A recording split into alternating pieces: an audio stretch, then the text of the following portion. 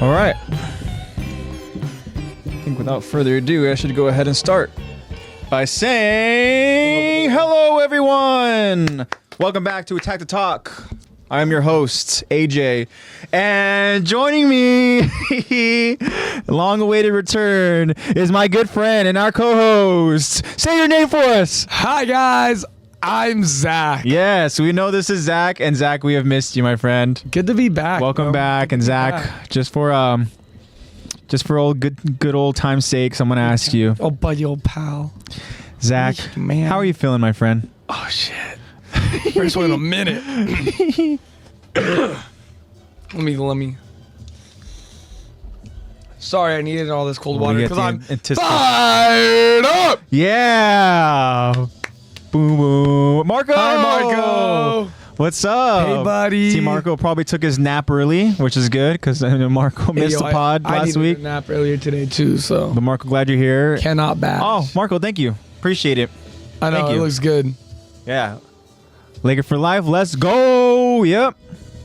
Right, guys. Ooh. So as you guys can all see, Zach is back. We'd love to have Zach here. Hi, guys. Okay. I miss you. Yeah. So Zach's here and he's ready. What did you refer to this as? This was your time. This is my time skip. I hit my post time skip. This is now. your post time skip. I had my time skip. Thank you, Lovey, for the kind words right there. Woohoo! Yes, woohoo. And Eddie also joining us as well, saying Zach attack, baby. What's up, Eddie? Zach attack. Yeah. Dude, I'm feeling fired up right now too. The stupid TikTok trend. I'm smarter. I'm stronger. I'm better. I am better. See, you are gonna have to tell me about that because I don't really follow social media. So, but yeah, the guys. ambiance is nice. So we are back, and of course, joining us is Zach Attack for Attack the Talk. And guys, we will be focusing on season 2, episode 10. That title is Children, and that'll be part 1 of our episode discussion. You guys all know, warning, there will be spoiler talk because there always is. Love it. We'll get into some recap, of course. We'll get into the poll results. We'll get into the Q&A and response that we got. Before we do that, I genuinely want to ask you, Zach, how have you been, man? It's been a while. Have you been good? How's life been? Grinding. Been grinding. I've been grinding. I've been tired, but it's been good. It's all been like progress. Friends of the show know that Zach's life has been very busy. He's been adulting. He's been chaotic. Yeah, he's been grinding. Is a really good word. Been on my time skip. Yeah, that's it. I've just been on my time skip. Exactly, which is really cool because like I am on that One Piece train for sure. He is now past the time skip. Yeah, very much past it. I remember when it happened, I was like, "Oh, this is what Zach was talking about." Okay. And you're like, as soon as Luffy was like 2 years, I was like, "Okay, here we go." And we talked about that, so that was cool. There's certain time skips where I was like, they look cool, but I kind of liked them a little bit better before. But but that's nitpicking stuff right there. Nitpicking, right, for sure. So who do you think who out of the entire crew was like, you were like, serious glow up or what? No, you were like, it's whatever. So I thought, it was just way too extra. Of course, was Frankie. I love it though. Super. Yeah, I mean, I guess I kind of like the more human aspect of Frankie and stuff. But now he's just like full cyborg. Yeah, he's full cyborg now. Less hentai, full cyborg. Yeah, definitely. But he's still hilarious, and it has grown on me for sure. Nami though, Nami looking real good.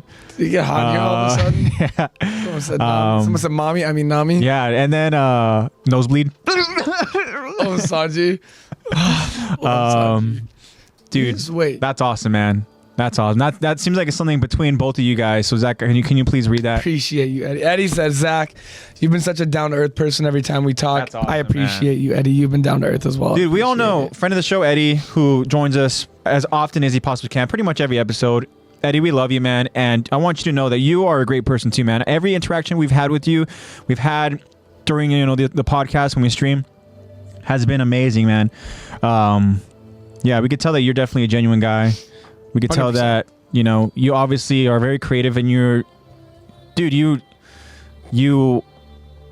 it's cool that you're not kind of like boxed in, so to speak, you know, to like one certain thing. Like, it's cool that we can see that you're trying to branch out into a bunch of different stuff.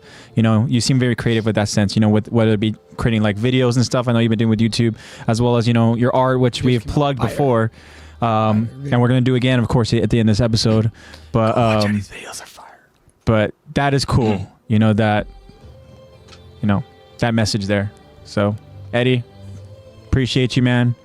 And Zach, Zach, I will agree that you are not just down to earth, but you also are a very genuine person as well. And I love just like... I'm as blunt as they come, baby. I love genuine people, you know? When you see there's nothing like fake about them, you know, that's who they are. What you see is what you get. Yeah. And I appreciate that. And, you know, I love you, bro. And I love you too. Oh my God, make me cry. And yeah. But yeah. So back to the One Piece talk real quick.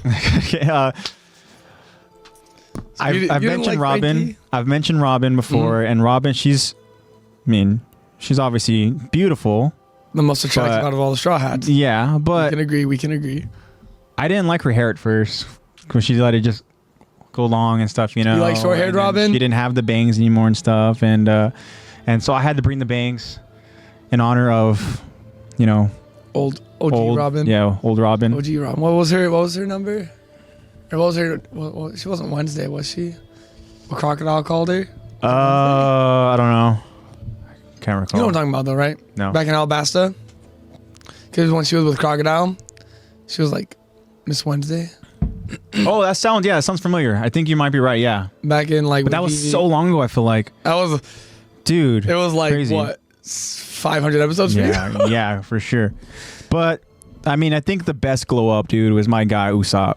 Like, I told you. Did I lie? Did. No. I told dude, you. Like, Usopp's my guy, and then I know that they're doing a live action One Piece, and they've already did the cast. But man, I would have loved to have been long nose Usopp.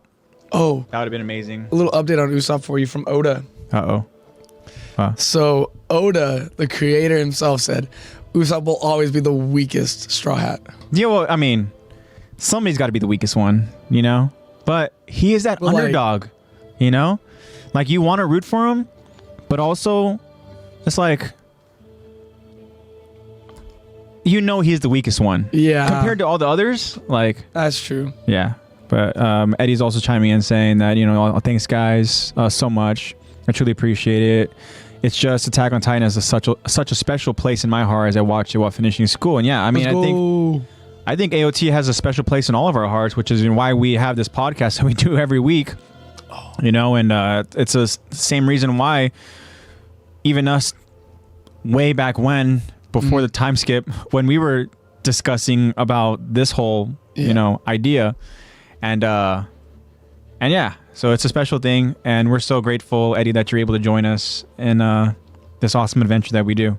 So thank you, and thank you to any of you who just continue to support us and watch us. I know that joining us, of course, you know, we got Marco, we got Laker for Life, we got Lovey, and I want to say thank you to all of you, and anybody else who's watching who hasn't joined us in chat, just anybody. Thank you for supporting us. It means a lot to us, and yeah, this is all just fun stuff that we're able to do together, guys. But yeah, somebody's got to be the weakest one, you know. Hey, and it's not going to be any of the other ones. I mean, the other ones have shown serious potential. Who would be the one that you would think would be like, okay, they would be like, I could see them being the weaker one. Nami. Yeah, Nami. But I mean, she's got like. You know what? I say that, but I can't say anything to you. Yeah, because you know stuff. She recently just got like a pretty big buff. In my opinion, I think it's a pretty big buff for her. Okay. And I literally was like, poor Usopp. Yeah. Just left in the dust. But in the movie, because you know who's Usopp's dad is, right? Yeah, they've touched on it a little bit, but he's. You know what crew he's a part of? Oh, he was a part of why am I blanking on his name? But red hair. Shanks. Yeah, Shank. Yeah. So we get to see one of like the first interactions between Usopp and Yasopp in the movie. Oh, really? And I'm like, oh, that's pretty cool. Interesting. And Usopp got a buff in the movie, so I don't know if that's canon. But well, I mean, if Nami's getting one, then I think it's only Nami got a buff in the anime. Like, it's already really? out. Oh, okay. So then they had to like. So, but Usopp in the Usopp movie, had to which catch is up a little now bit. confirmed to be post Wano, okay. got a buff. Interesting. Okay. For anybody that hasn't seen One Piece, I mean, yeah, I mean, sorry, we did give the warning, spoiler talk, but yeah. You were expecting AOT spoilers. Yeah. I'm sorry. Yeah, but I mean, we're trying to. Thanks, Marco. Thanks, Marco. But yeah, I mean, I know we're talking about One Piece, but I know we're trying to be a little vague and stuff. You know, we're not trying to be too vague. Yeah, because I still can't spoil anything for him. Yeah, please don't. Because he's got a long way to go. He's got like another about 350, 400. Okay, all right. Because we're only at like 10. I think we're in the 1060s. Okay, because right now I'm currently around the 640s. And I have been talk about Zach grinding. I have been grinding through some One Piece. He's grinding faster than I did. Let me see what we're currently at. Oh, woo! That's One Piece. Yeah. But in terms of who would be the weakest one, I think it makes sense that it would be Usopp. Yeah. Usopp's just that character, but he's also lovable. He brings so much to the team in terms of like just his. Well, vibes. I don't want to say humor because they're all pretty funny, but 1039. 1039. Okay. So you're less than 400. Interesting. Damn, dude, it's gonna suck when I'm caught up. It's gonna suck. Guess what you're gonna have to start doing? Reading the manga. Reading the manga. No, then I'll move on to the other anime that I've been wanting to watch for sure. But yeah, so it's not going to be Chopper. Chopper has shown Chopper's ability to hold Chopper's own. And now Chopper has Beast Point. Yeah. I mean, you're aware, y'all. If y'all don't know what Beast Point is, watch One Piece. Yeah, just watch One Piece. Don't be afraid of commitment. It's amazing. It's taking over my life. I was very much afraid of commitment, and now he's got. Here I am. Now he's 640 episodes later, and yeah, you guys have seen the Straw Hat. So yeah, but same thing. You know, Sanji, he kicks ass as well and stuff. You know. Who else do we have part of the team? I mean, that's the group there, and obviously you have the captain, which is Luffy, who's missing one important undead friend. Oh yeah, Brook. Yeah, yo. Yeah, dude, Brook is. I mean, Brook is somebody who I'm still kind of seeing what they bring to the team. Truthfully, Brook, he is the most recent. Whole Cake for you. To add. For you. Yeah, okay, yeah. Whole Cake Island, which is going to come up next. Okay. All right. I think, have you been to Zoe yet? I don't think so. I'm going to give you one word. Uh-oh. Elephant. Okay. No? I don't think so. No, so when you go to Zoe, then you'll go to Whole Cake. Okay. All right. Well, I think it's safe to say we can end the One Piece talk there because I feel like I'm afraid we're gonna get to some dangerous territory. Yeah, but that's our segment of One Piece talk. Now back to Attack the Talk. Attack the One Piece. Attack the One Piece. I'm gonna be the Pirate King. Yeah. But Kaizuano. I think now we can go ahead and get into the poll results. We can do the question. If you want to do the question first, and we can do the response that we got.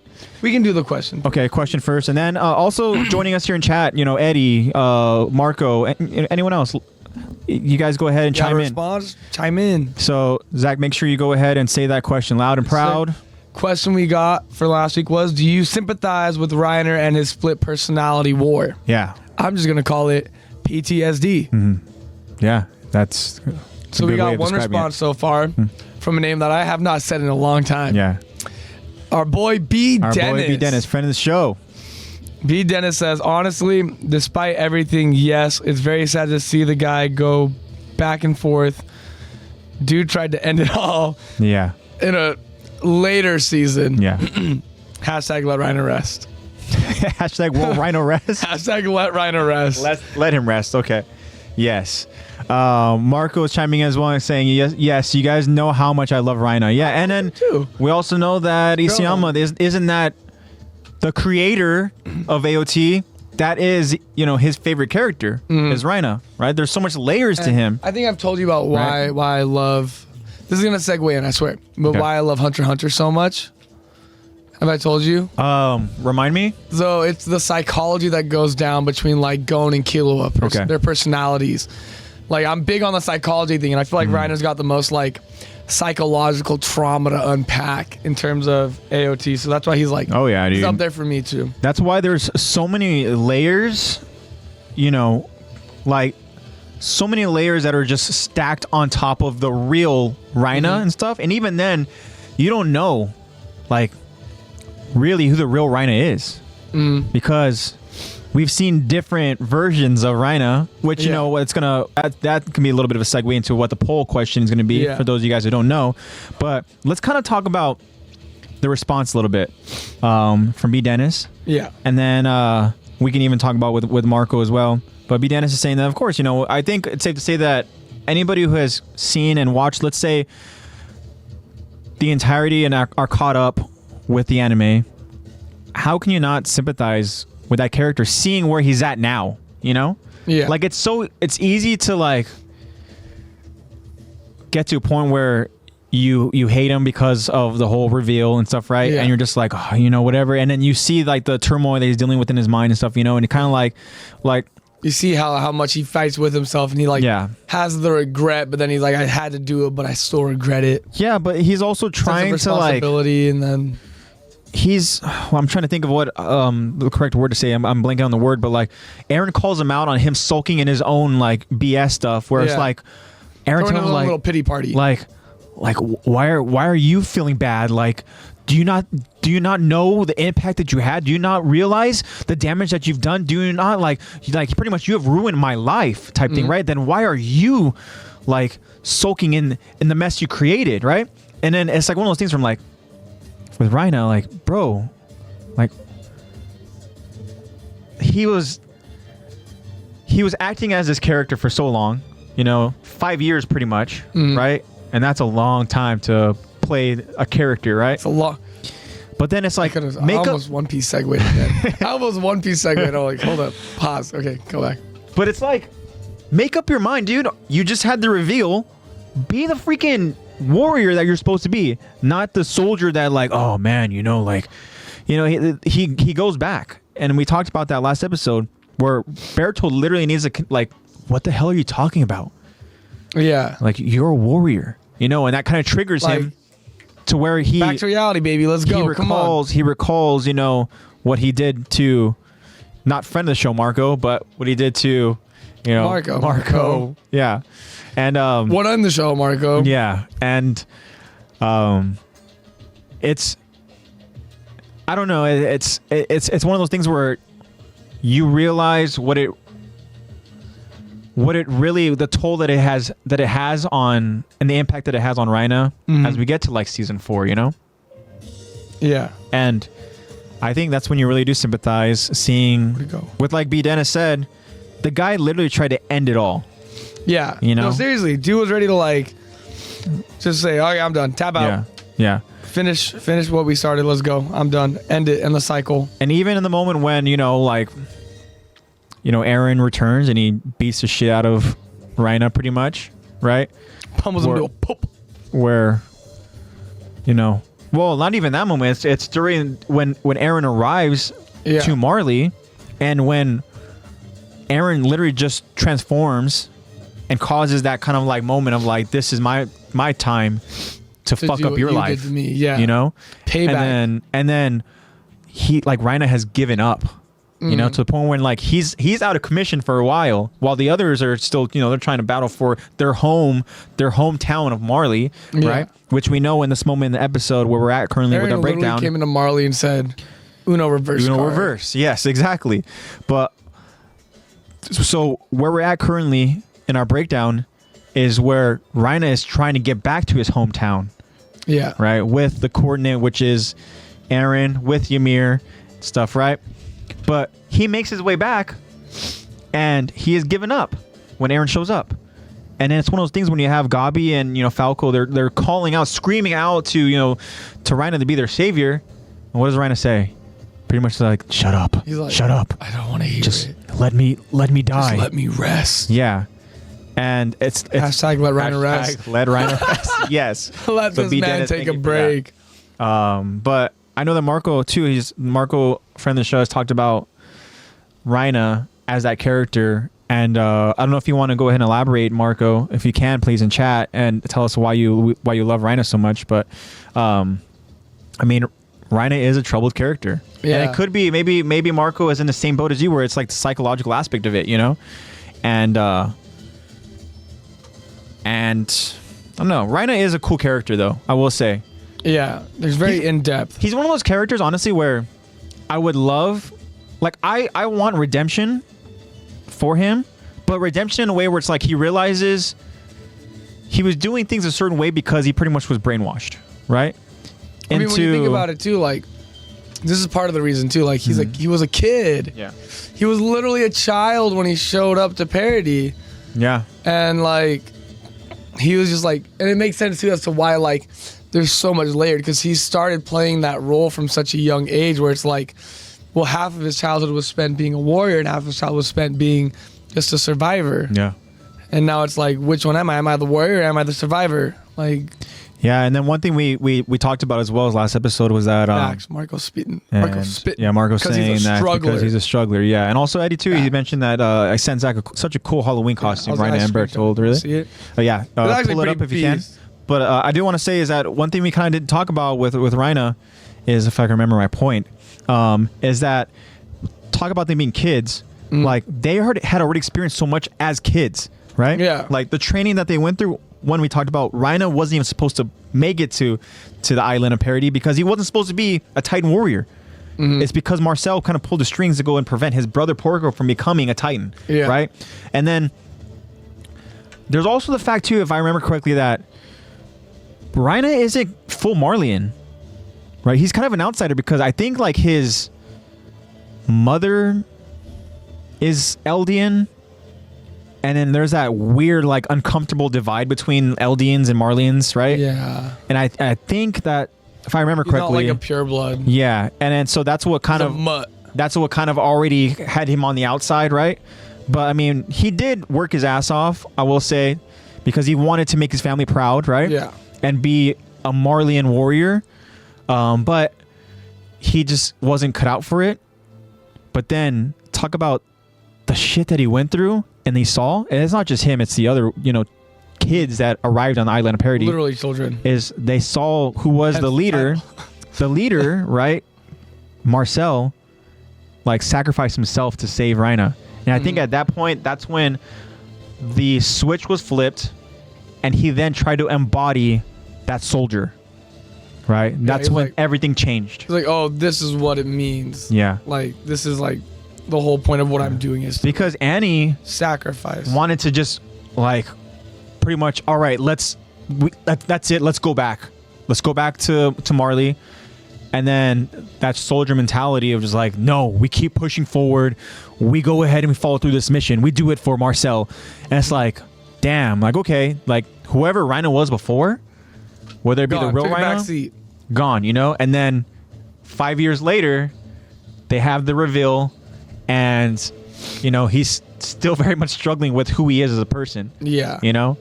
But Eddie's chiming in on chat saying that, right. Also, he's trying to be a leader, something that he isn't really naturally, and that conflicts with him and making decisions, right, with his heart and his mind. Yeah. So Eddie's trying to say that, I mean, he's not a natural leader. He's trying to play this role of being a leader. Yeah, he's trying to fit into that leadership role when he's really not. He's just a scared kid. Yeah. And unreal, that these kids are going through all that. But you have I have the costume. The costumes. Oh, damn, dude. I don't know how I can. That's actually pretty damn good. Oh, I can just. Here, do you want to do it on my camera? Put it in front of mine. So they can see, let the crowd see. This was, I'm going to show you guys right now. This is the costume idea. Halloween costume. It's pretty beast. It's a pretty good costume, not going to lie.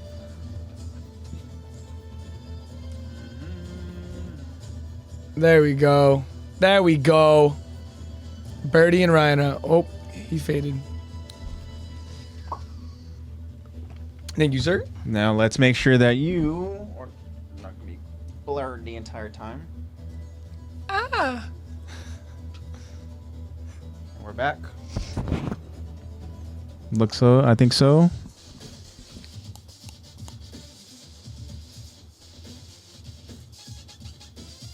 Use my observation hockey. That'll have to be the best we can do for now, because the show must go on. It'll be solid. But oh yeah, definitely dope. Super duper dope. Super dope. Sorry, I've been doing that a lot lately. One Piece stuff? I've been doing a lot of, dude, I'm not gonna lie. My favorite thing to do in the gym now is just go super. Really? At the gym. Is that because of the movie? No, just because of the anime. Just Frankie, every time. Frankie will just be like, yeah, that was super annoying. And I'm like, thank you, Frankie, for adding the pizzazz to everything you do. He's a showman for sure. 100%. Alrighty, Zach. Poll results? Let's do the poll results. Okay, so question for the poll last week was, which split personality of Rhina do you prefer? There's the Parody Island Soldier, then the Marley and Titan Soldier. Mm-hmm. Marley and Titan Warrior. Right? Yeah, because that was the differentiate. Yeah, I read Soldier. Was that it was Warrior. The Parody Island Soldier, and then you had the Marley and Warrior. Mm-hmm. Yeah, which was, again, he struggled with, right? So I'm curious, and if you guys also want to chime in chat and let us know which way you voted and why. But I think for me, well, did we talk about the percentage? Let's get the results first. Want to do the results first? Yeah, let's do the results first, and then we'll talk about. So coming in first with 53%. Really? Wow, it's close. It was a pretty close vote. We have the Parody Island Soldier. Yeah, Parody Island Soldier. Okay. Not gonna lie, that's what I was expecting a little bit. Mm-hmm. I thought it was gonna be more of a blowout, to be honest. Really? Yeah. Yeah. I think what it is too with the Marleyan Warrior, I think that's really when you begin to sympathize with him. You know, because you see how, as B. Dennis mentioned, is how broken he is. Mm-hmm. You know? But yeah, Marco's chiming in on the results saying that the Parody Soldier version is probably the more genuine version of him, to be honest, because he wanted to actually be a part of it when he got comfortable. I love that analysis. Thank you, Marco, for that, because for that reason is why I also agree that the Parody Soldier is the version of Rhina that I enjoy more. Yeah. Because he is like what Aaron described him as, that big brother who is looking out for his younger brothers, for his family, like the dad of the group. And it's something that even Aaron mentioned that he strived to become. He wanted to be like Rhina, and like to talk about the genuine version of him, right? That Marco is mentioning, and how it's something you actually want to be a part of. We see that is that Rhina, which I'm sure Marco would do as well, but Rhina went out of his way to help like these cadets in their training, and he did not have to do that at all. Like, he just left him behind. His objective and his mission is to literally just like be there, pretend, focus on him, and then when the moment's right, fuck shit up, Yeah. But instead, and he's over there just like helping out with the little things like that he doesn't need to do. Building a relationship with these people, with these island devils, right? And then actually developing bonds and friendships and a team, and and to the point where, like I mentioned, that he went out of his way to genuinely help them, to protect them. And we know that it's moments that are kind of like brought up again, because even like Bertold brought up the fact that Rhina helped Connie, and he really didn't need to. No, not at all. Like, there are certain moments where Rhina very easily could have just allowed certain characters to just perish and die, and then just deal with those repercussions and continue to portray the act. But like, it would have been one thing if he was doing it to like solidify their trust in him, but it felt more like he was doing it out of like genuine like compassion for them and wanting to do it for them, not just to be like, oh, I gotta make the role look good. This is what a soldier would do, which again he could have just really, like method actors do, just embody the character, and then somehow in your mind switched to the realization that I am a soldier, and this is what a soldier would do, you know. But we also know that, you know, he did what he had to do to go ahead and protect that role and that character that he's playing, because he fucking threw Marco just to the wolves, man. Yeah. You know, he was like, "You're done. Yeah, you're dead." And it's a shame, you know, because Marco is such a sweetheart, and he was just stuck with of all people. Yeah, he was just literally stuck with a team of traitors. Like, that's just bad luck. He's got the short end of the stick, bro. Drew the short straw. Yeah, which is unfortunate. But again, after Reina, you know, fed Marco to the Titans, that switch again, where he went back to that soldier, where he's like, he couldn't protect them, and he's like, you know, like, why is Marco getting eaten? You know, and it's so weird. Yeah, and he like literally like switches to another personality, and he's like, how'd that happen? Yeah, I'm like, you are the reason why. What you mean? But we also know that too, that I think the only other example, because I don't know if Bertold really did go out of his way, with the exception of helping Eren with his training, but Annie also, she went out of her way. I want to say maybe a few times. One time comes to mind when she saved Connie, right? Like, she also did go out of her way to protect some of these island devils. Yeah. You know? So, it's got to be very difficult,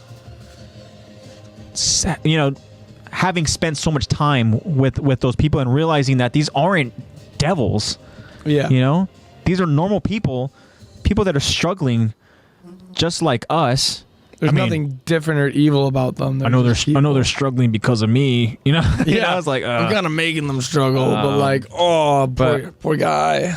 But I mean, it's like, you know, characters later on in season 4, they also have that same realization, and when they, you know, are there in the island parody, that these people aren't devils, you know? We're just people. Yeah, which we know that with Attack on Titan, with the anime, what they do is that they go ahead and they have you watch it from a certain point of view, but then they flip the point of view, right? To where it's like, okay, so now this is where that kind of like perception is, right? Yeah. Where this is what they want you to believe, right? And then you kind of get a broader realization of both sides of the story, you know? Then it all comes clashing at once. Yeah. And then you're like... But then what ends up happening is you realize, wait, is the hero or is the hero the villain? Or like... What's happening? Is everybody just... get it. Who do I root for? Yeah, do they all have their own agenda? Am I rooting for the villain? You know, it's like, okay. Yeah. Then you're like kind of just left with your own spiraling thoughts, and you're just like, well, is what it is. Spiraling for sure. But so I voted the same way, and I'm guessing Zach, maybe you voted the same way as well, right? So do you have the same reasoning? Yeah, pretty much. Yeah, it's just you see that's kind of like where he was at his happiest. I feel like that's where his heart wants to be. Like, he wants to be like the island parody soldier. He wants to be the soldier that protects people, and it's something that he... Not the warrior that takes up, but the soldier that protects them. And then also the analogy as well is when he saved Connie was that he did that because he recalled the moment when Marcel saved him. Yeah. So him being that soldier, that protector, it's his way of like passing on Marcel's you know, just passing on that, like you said, that what Marcel would do, right? But I think just being there, he had a lot of respect for Marcel, and he was like, okay, well, just like how Eren was like, you're someone that I wanted to be like, and and then Rhino the same way about Marcel. I want to be like Marcel. Yeah, and I think in a way, after years had passed, that Rhino was able to kind of build a home, and I think it's when they see Zeke, they're like, fuck, Dad's home. That's why we're here. We're here to go ahead and complete a freaking mission. Yeah. All right, no more pretending, guys. All right, here we go. Time to put on our big boy boots. Yeah. Strap up, buckle up, Buttercup. So Reina is a very interesting character.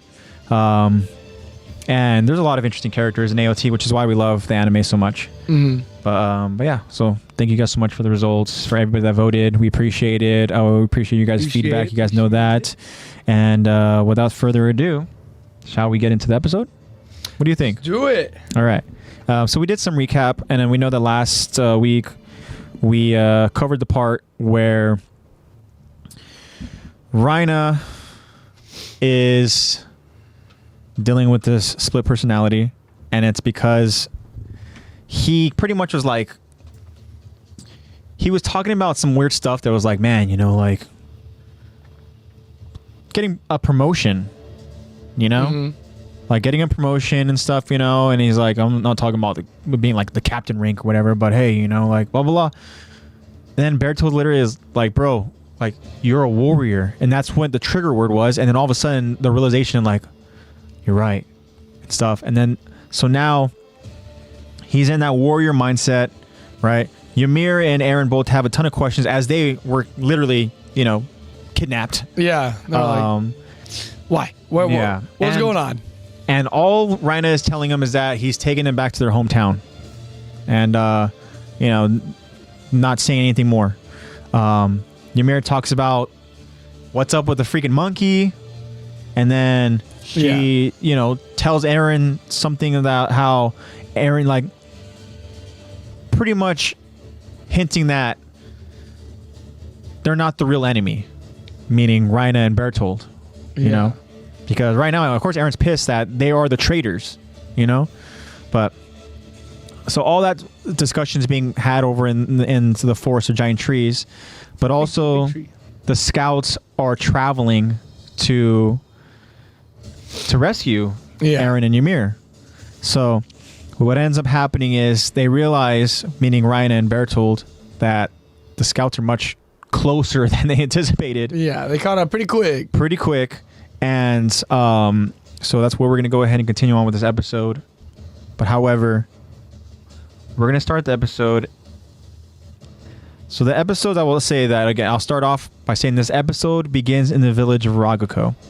And that's important because, to recap that, Hanji so desperately wanted to go back to Ragako to investigate, but she was beat to hell. Yeah. Like, she can't even stand. She's literally crawling around. She's down. She was in like a comatose state for who knows how long. Hours, actually. It was hours. And then once the scouts, led by Commander Irvin, decide to go ahead and say or rescue Eren and Ymir, Hanji was left at the wall with Moblet and a couple other people who weren't able to travel as well. Yeah. But instead of Hanji making her way to Ragako, Moblet decided, and he told Hanji, look, I will go. So that's where we're going to actually start this episode. You sit your happy butt down and I'm going to go. And then, I know I presented this question before. I'm going to present it to you. But do you really think that Hanji's going to stay at the wall? Do you think she's going to, like, just, all right, like, go ahead, Moblet, investigate for me? Not unless she's knocked out. Yeah, unless she literally physically cannot move, right? Unless she's literally stuck in a full body cast, that woman will find a way. So I think that it's eating her alive that she can't be over there, for sure. But so the episode, as I said, begins in Ragako. And again, this is Season 2, Episode 10, Children, Part 1 of our episode discussion here. So as we are in Ragako, we hear a horse galloping throughout the village. As that person galloping in that horse is Moblet, and Moblet says, the report was right. The whole village has been devastated. There's not a drop of blood, let alone any bodies. Yeah. A scout in Ragako with Moblet, who's there, he adds, it's eerie. Still, maybe they got out. It's not unheard of. And then Moblet, he responds, in theory, I suppose. But then the question becomes why Titans would smash up empty houses. Bit difficult to believe. What's more, how far were these people hoping to get by leaving their horses here? Yeah. But then that scout responds, that's a good point. So what do you think happened? But then another scout that's there, he arrives to interrupt before Moblet can even answer, saying, Moblet! I found it! Look! And then we see Moblet and the other scouts slowly walking towards something as they all just stare. Moblet says, There you are. As the camera pans to show the Titan that is stuck laying on Connie's home. Gasp. Another scout approaches Moblet. You should see this. And then that scout hands Moblet what appears to be a framed photo. Moblet, he just responds. A portrait of Connie Springer's parent, I presume. And the scout answers, seems very likely, sir. And then we then get a shot of that framed photo of Connie's parents as that Titan is in the background. But then that Titan turns its attention to the framed photo, and Moblet realizes as he drops the frame, like shaken in fear, like, what the hell? And then we see that Titan beginning to tremble as it appears that that Titan is desperately trying to stand up. A scout draws his sword to act fast, but Moblet orders, no, stand down. The Titan then just falls back in place as it cannot stand on its own power. Moblet then picks up the framed photo, and now he has that framed photo upside down in his hand. Then Moblet, he gasps as he gets a look at that framed photo upside down with that Titan in the background that's also now staring back at Moblet. A wide-eyed, shaken Moblet just says, what the hell is going on? Yes. So, we're back at Raguko, and they're there to investigate, right? Yeah. And one of the questions that they kind of had, you know, they weren't able to stick around in Raguko for too long because we know that they had to go ahead and travel, and they had to find that breach, right? Yeah. And they were over in Titan Country. You know, you can't stick around in Titan Country. But the question was, where is all the bloodshed? Where are the people? Why are the homes all just like damaged? Where do the people go? Because it looks like just someone went and did a demo job on an empty, vacant village instead of having like people dying. Yeah, and then all the horses are still in the stable, which is another very strange thing, right? Because if they were to run, why not go on horse? Yeah, but so we know that they're there to also investigate that Titan. The Titan that literally is an immovable object right now, right? It literally can't even get itself up. No, it was so. Again, guys, this Titan stuck on its back, right, and has very scrawny legs and very scrawny arms. Yeah. Right, but it has a pretty, you know, normal Titan-sized body. Yeah. Right. It's pretty big. And then the only stuff that is like not developed are obviously the limbs, and Connie had a moment with this Titan where it was very, like, he was very triggered by this Titan because one, this Titan is on top of his home, and he has like there's no sign whatsoever of his family, let alone bodies, right? Because that would have been devastating. But then there would have been at least some sort of closure. The exact closure, you know. But now it's just like, oh, where are they? There's the unknown, but then the fact that Connie swears that he heard that Titan say, Connie, welcome home, right? Pretty much. Welcome home. And even Connie got that sense where it's like there's something familiar about this Titan. I think that Titan was my mom. And then to kind of talk about Raina and kind of like the heart that he has, you know, being that soldier, right? He's there for Connie in the sense where he's trying to focus on the task at hand, focus on the mission, right? And he's like, you're crazy. Yeah. And so they're back here, and then we know that that Titan is important where that scout shows up saying he alerts Moblet like sir, I found it. Right? Yeah. And obviously they were looking for it. Which, how do you not see it? It's literally like the only Titan there that is the only thing that's moving. Yeah. And so nonetheless, they go ahead and they make their way to this Titan, and then I don't know where the scout found this framed photo. Like, did he search the home or something? The home's destroyed. Like, or maybe it was probably just saw it there off like, to the side or something. Probably like it got knocked out somewhere. Yeah. Kind of convenient evidence a little bit, you know? Do you think it would have eaten someone if it got close enough to it? Yeah. I think so. Only because...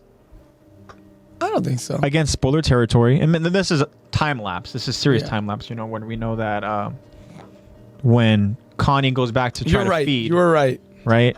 You're right. The Titan is like without hesitation, just like literally like, you know, it's like. I feel like that could also be because of like the person that it's gonna eat. Oh, maybe. You might know. Yeah.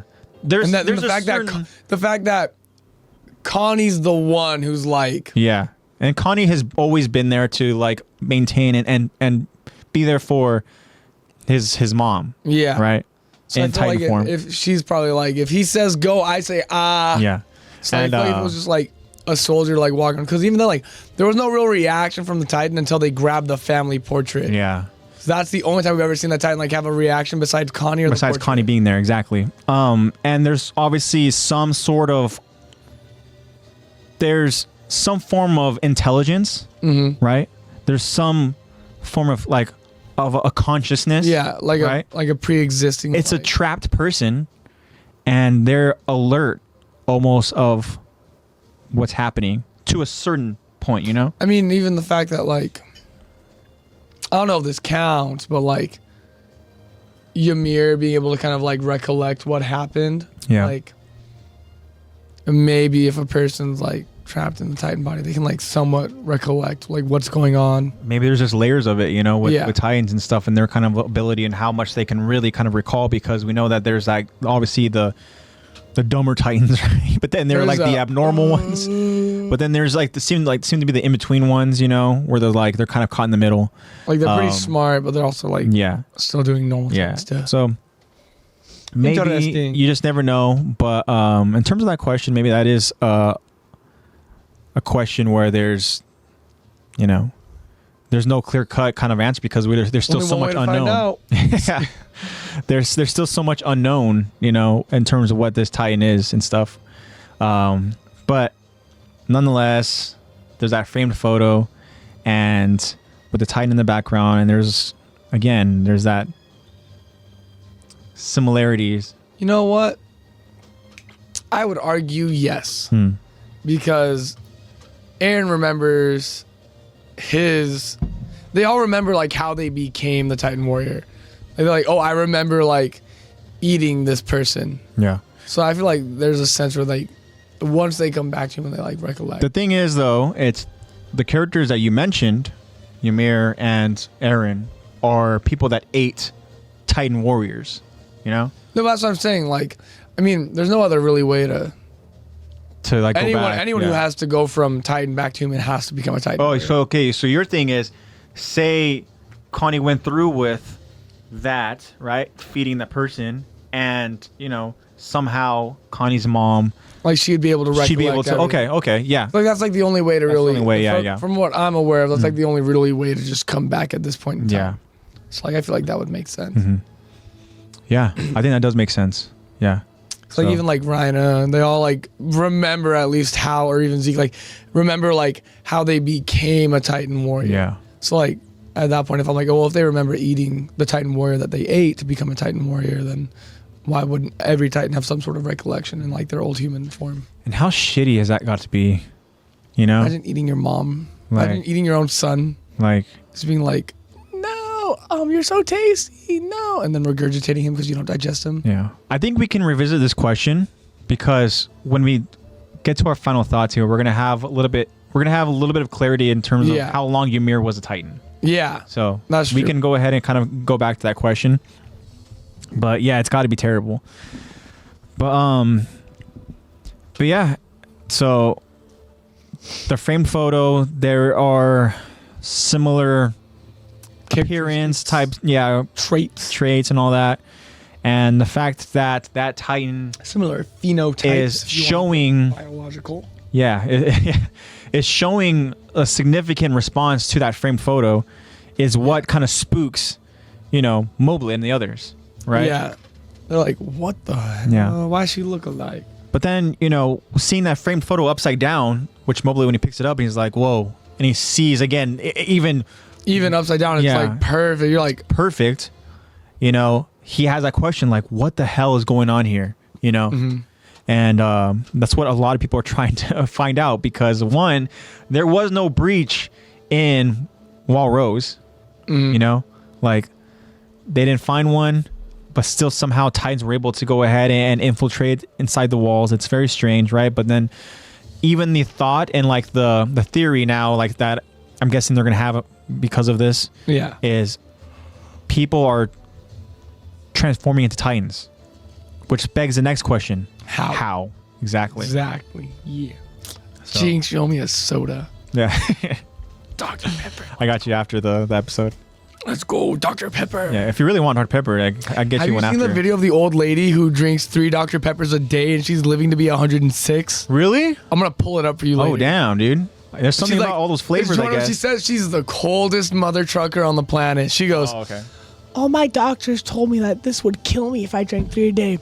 And they're all dead now. Yeah, she outlived all of them. She outlived all of them. I was like, damn. Okay, but let me ask you, how were her teeth?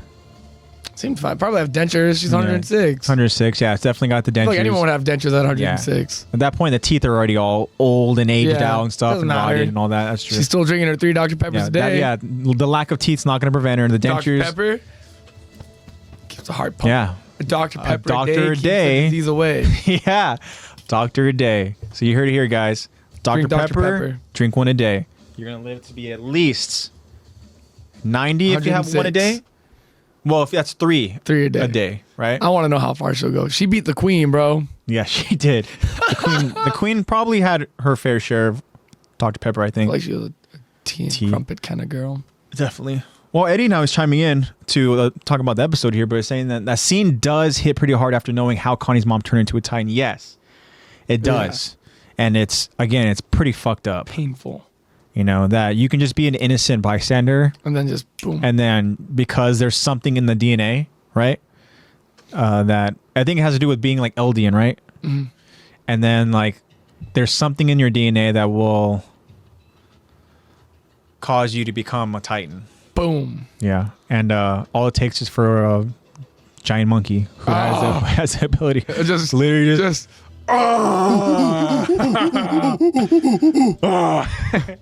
At that point, you're just like, what's going on? Oh, you hear? Yeah. I just realized you got a new sticker. I did, yeah. The One Piece one. Yeah, there's that one there. Also,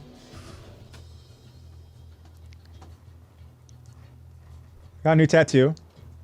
And I got it. Ryuk and I got an Eevee, yeah. Yeah, we showed it. TFTI, bro. TFTI. Sorry, bro. I would have loved Eevee. Oh, that's so dope. Yeah, thanks. Yeah, I thought it's cool. And actually, too, is that the talented artist. It's funny, actually, imagine. Yeah. Imagine I'm like, all the Eevee evolutions. I just have like. Actually, just. I'm going to put him a sleevey? No, a sleevey. You have a sleevey, dude? Oh my gosh. Eevee in the center and all around my back is just evolutions. Yeah, it's too low quality to see. I'm sorry, Marco. We showed a last podcast episode towards the end, but or you could just come visit again. Yeah, I can go ahead and show it again at the end of the episode. Or you could just come visit again. Yeah, you can come see it in person, of course, Marco. You know that. Just say, I'll clap you. And then we'll all get tattoos. I'm gonna clap you and jump force. That's what I'm getting at here. Okay, I'm gonna clap you and jump force. Yeah. Interesting. 2-year time skip, baby. Our time skip's over. But a sleevey would be pretty fire. A sleevey, God, that's so dope. That is, yeah. Damn it, AJ. Now I want to get a sleevey. But I will say though, many questions. is that Marco, that'd be definitely pizza will be involved again for sure. But no, you won't, Zach. Shut up, Marco. You don't understand, bro. You don't understand. My Killua, on point. Mm-hmm. You ain't stopping me. All right, but what I was gonna say though, just to kind of like close out the whole tattoo thing, is that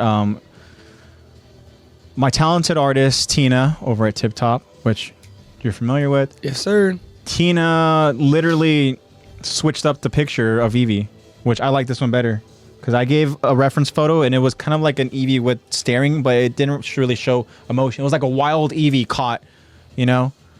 It was like I'm curious now. I'm curious to see the photo. Do you have it?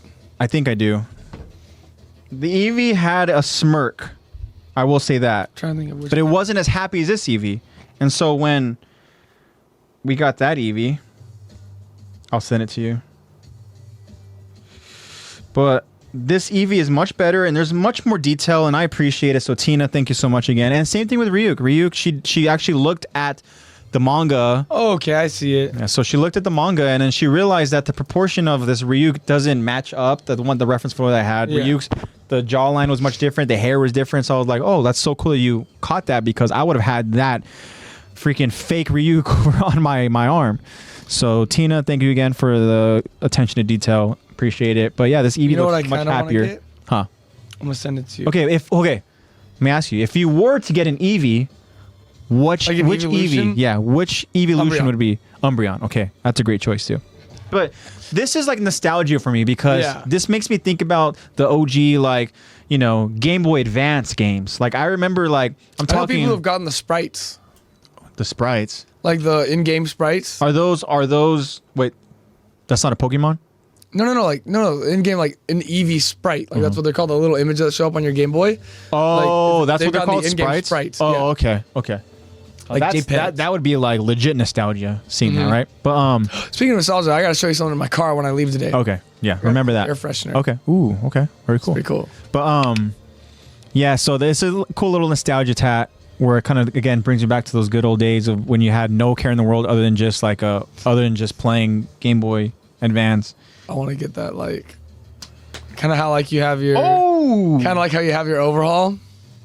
That would be cool, dude. Oh my god! You know what? Now you got me thinking, bro. I gotta get a One Piece tat. Yeah, don't ever get One Piece tats. I gotta look though. I gotta make sure I get a good one though. I'm gonna get Frankie super, but no. For those of you who don't know, One Piece. For those of you who haven't seen it, who haven't read the manga, it's a little scene from the manga where it's Roger and it just says Roger just laughs. I'm getting that. I don't know. And it's kind of like you can hear the picture. You can hear it. Yeah. I hear it. That's literally. Yeah. Literally my. That's your screensaver. Okay, and soon to be on your arm. Soon to be on my arm. Would it be arm? Would it be your arm, or do you have a different spot for it? Show me where your overhaul one is, real quick. So overhaul is back forearm right here, which is cool. I like it a lot. And I don't know if I'd want to do it like.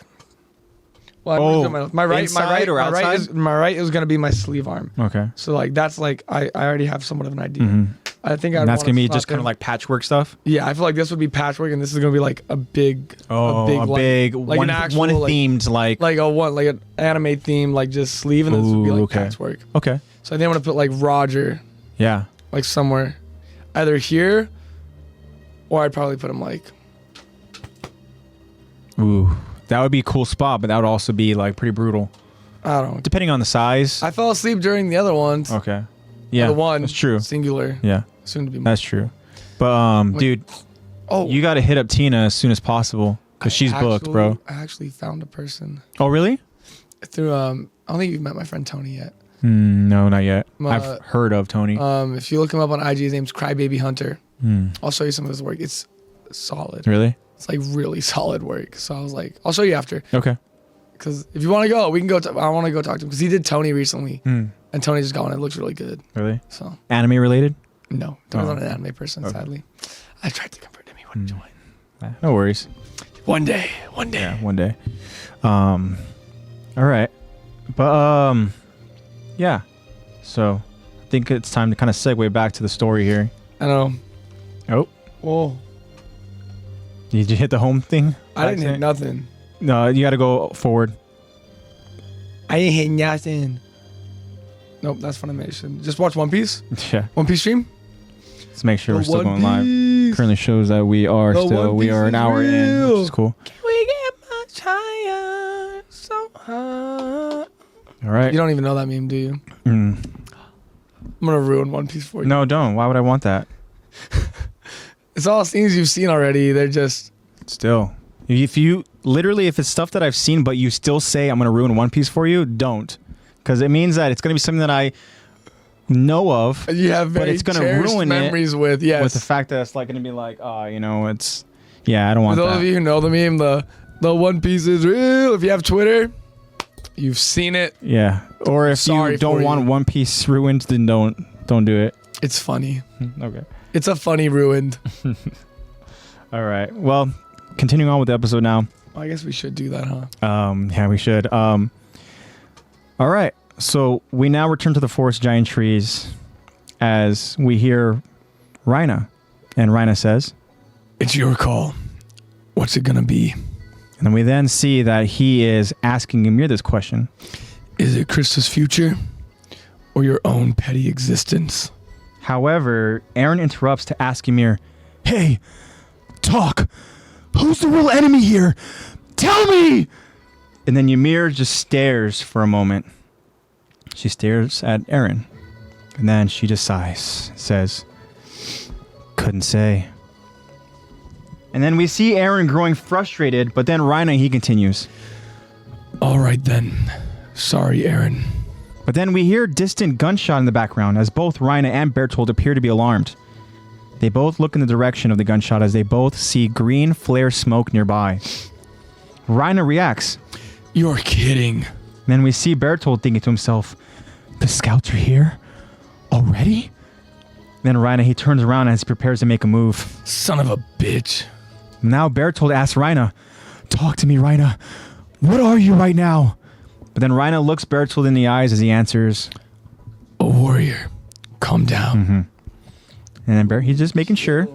Chills. And then Bertold continues, do you really think it's wise for us to trust Ymir? Even though she's the one who devoured Marcel?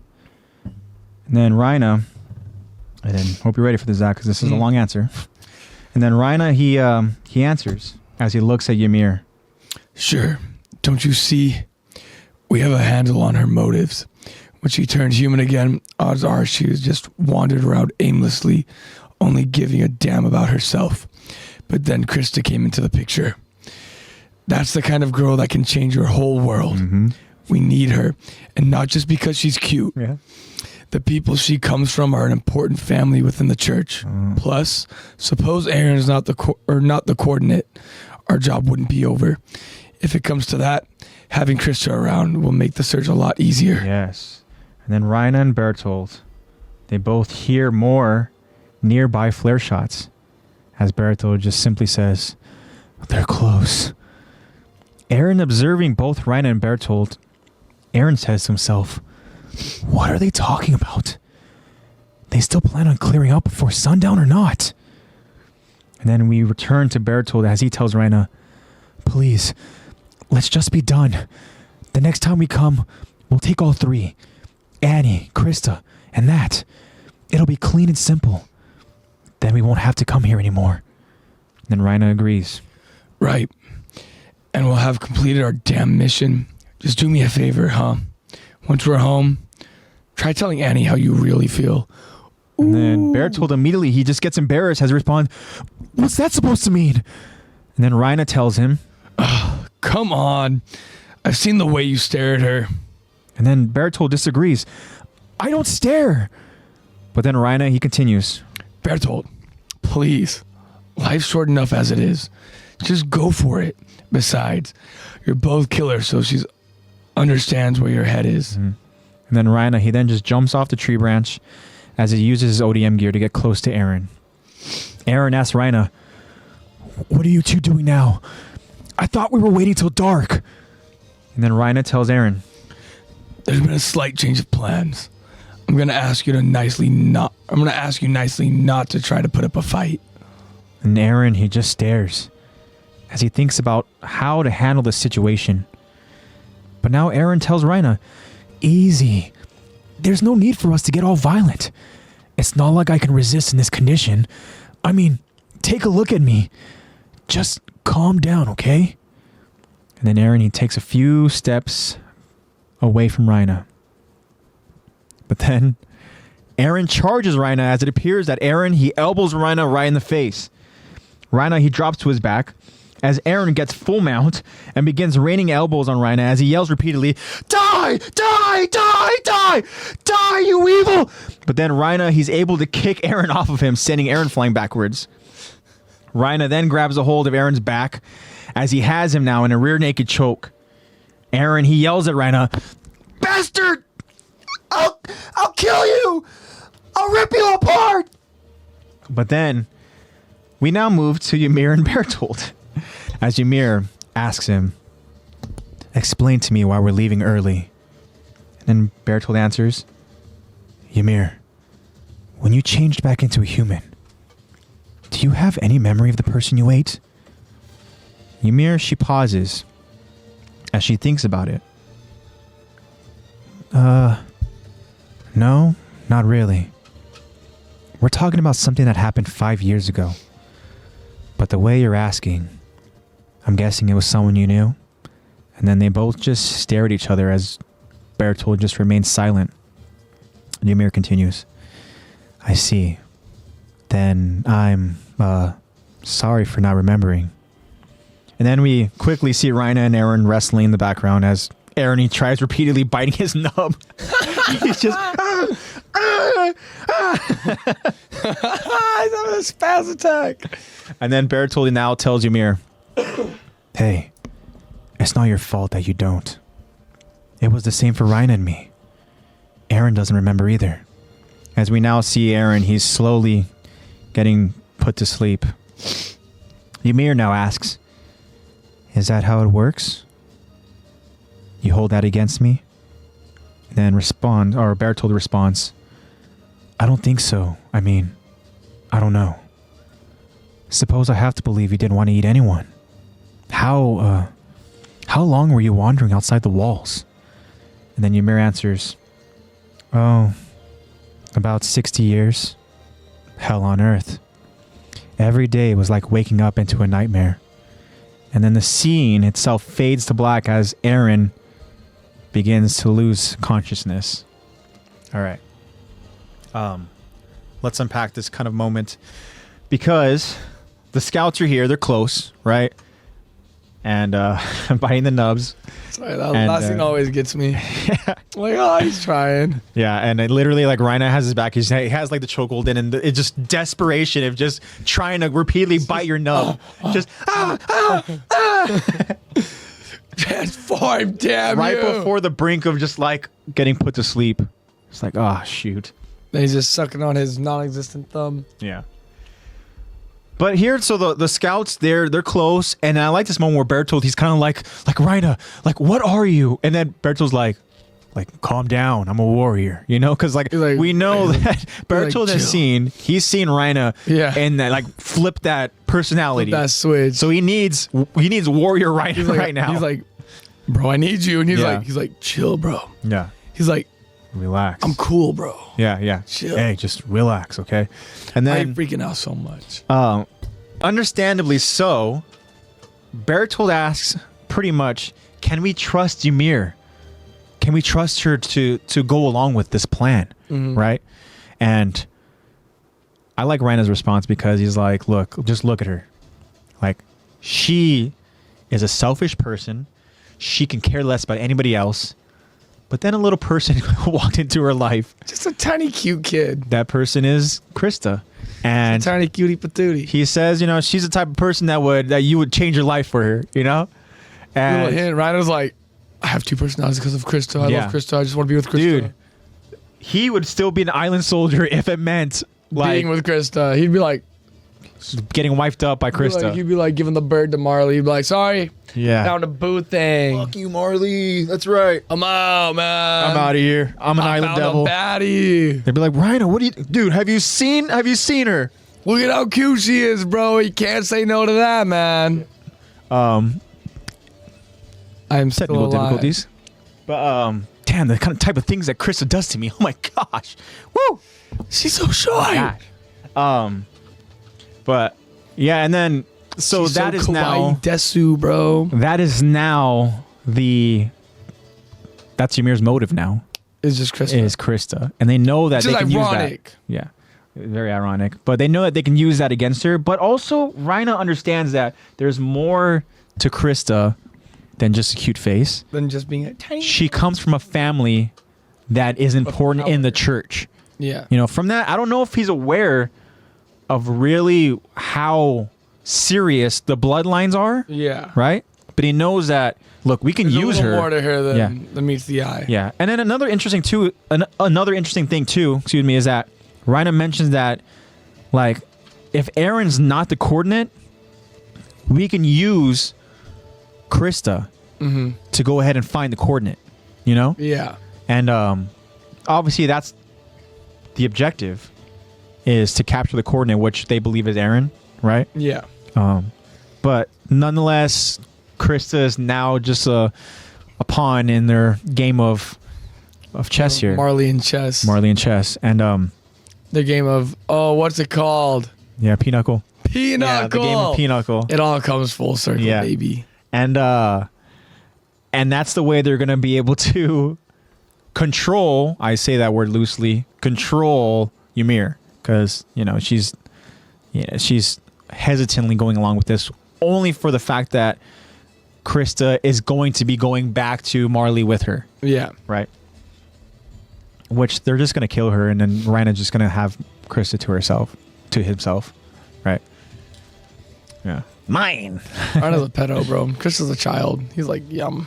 Yeah, there's definitely maybe 3-year difference. Yeah. And who knows exactly how old they are at this point. Like if Reina's 18 and say Chris is like 15. Like a senior dating a freshman. Yeah, that's like, bro. Like, I don't care how cute this child is. Reina, gross. Shame on you. Shame. He's like, but she's kawaii desu, bro. Yeah. Look at how cute she is. Cream of the crop. Look at how cute she is. Imagine her when she grows up. This fool's trying to groom. Reina, no. Shame on you, Reina. But that's how they're going to go ahead and get Ymir to follow along. Yet another layer of Reina that I must dive into now. Oh my gosh, Reina. But of course, Eren, he's observing all this and he's like, what the hell are they talking about? Like, he was aware that they're waiting for nightfall. Yeah. Like they're going to wait until nightfall so that they can go ahead and travel safely because they're surrounded by Titans in this forest. But the scouts are close and that plan went out the window. And so what does Reina do? He tries to peacefully get Eren to just go along, take a chill pill, relax. And Eren does his best impression. He's like, I'll be good. And he's like, hey, nubs. Let's relax. I'll be okay. Trying to twiddle his nubs. I'll be fine. Yeah, twiddle. There's no reason for us to beat the shit out of each other. It's okay. Just turn around. I won the last time. It's okay. You had to call for Bertold. But look, let's not do any of that again. And he takes a couple steps back. And then he goes and he charges the armored titan with a flying elbow. Nub attack. Yeah. That lands and puts Reina on his ass. And then he just starts raining elbows. Hands. If only he had hands. Yeah. Poor guy. He doesn't. Literally hand decapped. Yeah, definitely handicapped. Hand yeah, decapped. Didn't. Hand didn't exist. Yeah, it didn't exist for him. And he even mentions that too. He's like, look at the condition I'm in. Are you kidding me? What would I do? What am I gonna do with these, bro? And he still goes out and tries to just like act on reckless emotion. That's our Eren. You know what, Eddie? You tried to give Eren the benefit of the doubt by saying that Eren is going through that character development. He's learning because, past episode, he realizes he can't act on emotion. He needs to gather as much information as possible. Well, that didn't last very long. Nope. He's like, wait, what, where are we going? We're leaving now? All right, okay, I'll go with you. Like, boom, I don't think so. Psych. Yeah. And the people's elbow. Yeah, and then he gets choked out. He funny. But okay, now let's get to some interesting conversation here between Bertold and Ymir, because you have Bertold who really asks a question that I think we kind of even we talked about, and then you kind of give insight to.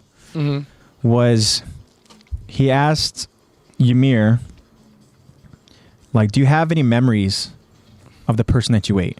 That's what he asked first, mm-hmm. right? And she doesn't. It's like, huh? Yeah, for a strange reason, right? She doesn't. But then Bertold mentions how like him and Reina didn't either, and Eren didn't as well. So I'm guessing that means it's something that it kind of comes to them the longer and the more time they've had with it, the more kind of like, if you want to go into a comparison, like Deku with all or One for All. Yeah. Like, gets it. Have you read the manga? No. Shit. Yeah. So, but that's an interesting kind of like similarity there. You know, the longer he's had in the anime, the more in touch he's getting. Have you seen the newest episodes? No, I'm telling you, bro. I've been on that One Piece train, dude. Guide. If I stop now, that train is coming to a complete halt. Not the Water 7 train, who bro. Who knows, bro? Who knows? Not the water train, bro. Keep the water train and chugging. The water train chugging. Hey, man, keep the water. Just don't worry about it then. Yeah, my hero, one for all. But that, I like that kind of like example because it makes sense because it's like we know that the memories kind of do come to them the more they get a grasp of that, of the Titan ability, right? Mm-hmm. The more they become that Titan. And, but Ymir, she doesn't have the recollection here. She even apologizes for it because she understands that this is something that was important to him, right? Being, Marcel. And we talked about the importance of him as a character in the development for Reiner. And Reiner and even Bertolt. Mm-hmm. But she does remember 6 years of hell. Exactly. And that's what we that's what we were talking about earlier with Connie's mom. Is that that Bertolt asks, like, what's the exact here? The exact, let me find it. Yeah, Bertolt goes, I don't think how long? Yeah. He goes, how long were you wandering outside the walls? And then she answers 6 years, meaning that she has the awareness and she remembers it, right? And she says, hell on earth, every day was a nightmare. That you're waking up into this nightmare, right? And then so that, I think, further proves to your devil advocate point, right? Island devil advocate, that once you transform back into a human, you remember all the stuff from being a Titan. Yeah, you have that recollection and of being in that kind of that prison. I feel like the way she's describing it, you remember it in the moment. She's like waking up every day. Like it's not something like it's like, oh yeah, well I don't remember experiencing it, but I remember every day waking up in hell. Like no, you wouldn't say that unless you were like experiencing it. You wouldn't describe it that way unless you experienced it like with your own memory. Yeah. Like in the moment. Because if she was like, yeah, I guess it was like hell. Like I guess it seems like it was hell every day waking up. No, it's like, that sucked. I experienced it. It sucked. Yeah. It was hell. I remember everything. Yeah. And that's got to be it's torture, Like that's having to go through, she says 60 years. And again, that just goes to show how old she is, right? As a character and stuff and the time frame where she was at. Because one thing we kind of like talked about, we asked was Ymir's origin and where her timeline was. And now we get, clarity here that she was way before any of these other characters' times. Yeah. They weren't even a sparkle in their parents' eyes yet. Yeah. And they weren't even a concept yet. Ymir is like, bye-bye, old. Yeah, she's old for sure. And Chris is into it. Yeah. She said, cougar? She was like, I need me a cougar. I need me one of those. I need someone experienced. Let's do that. She's like, yeah, let's do it. You know what? I didn't know if I was really into older women, but into women in general. But then I met you, Ymir. I met you, my favorite cougar. And then I didn't realize I was just into women. I realized I was into old women. Yeah, really old women. And I'm holding back. I gotta say, I'm gonna hold back. I was gonna go too far with it. I was gonna say like whatever, GILF. Oh, okay. Well, maybe. I don't know if they did do that. No. But I'm saying like, you know what it stands for? No, I know what it stands for. Like, she'd like to, but I don't think they did. They never did, huh? There wasn't an opportunity to do it. Which again, there were plenty of opportunities. They just didn't. But no, at this point, the opportunities would have happened had Ymir go back to freaking the walls. But we'll get to that once we, get to that moment in the episode. Girl. That needs further, dumb grandma explanation here and all that. But anyways, so kind of just interesting conversation that Bertolt and Ymir had. And it was kind of there wasn't any form of interrogating from Bertolt's point. He was genuinely asking her, if you remember the personage you ate, how long were you wandering outside the walls?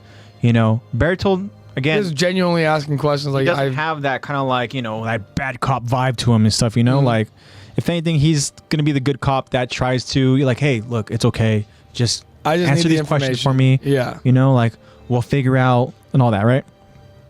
But interesting. So we get a little bit more clarity into the origin of Ymir, you know, because that was a big question mark, and that's something I don't necessarily remember. But I'm excited to go ahead and talk about all that when we get to it. But all right, so now continuing on as we kind of close out our part 1 of our discussion here. And so now we see a sudden red flare being shot into the sky. And then we see scouts alerting other scouts of nearby titans, as we know that they're traveling to that giant forest, right? And then a scout who's riding directly next to the commander himself, Commander Irvin, this scout tells the commander, "Red smoke signal, sir." And then Commander Irvin, he reacts by signaling a green flare smoke, right? Obviously signaling that, you know, he's nearby. And then we see 2 more red flares. They get shot into the sky nearby. As Commander Irvin, he has a surprised look on his face. Commander Irvin literally says, "The hell?" And then we see 2 more red flares that are signaled in front of the commander, right? So now the scout tells the commander, "Commander, we're surrounded. There's a way around. Should we head towards it?" But then Commander Irvin affirmatively answers, "No, we don't have time for a detour. We'll forge ahead."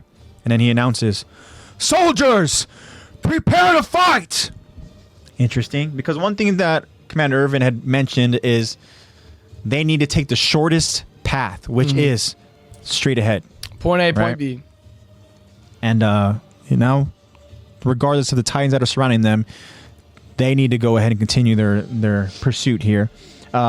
So we now get a change of scenery, right? As we see Rhina with an unconscious Eren tied to his back.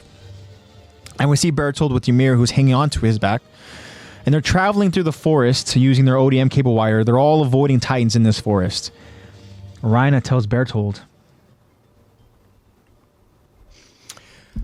"Thank you. For now, we find a place without titans, as far away as possible. I haven't recovered enough to outrun these guys. They'll surround us. There's jack shit my titan form can do right now." Yeah. And then Ymir, she then responds, "Then why the hell didn't we just wait for the sun to go down?" But then Ymir realizes, as she notices what's really nearby. Smoke signals? Did the scouts come to save us?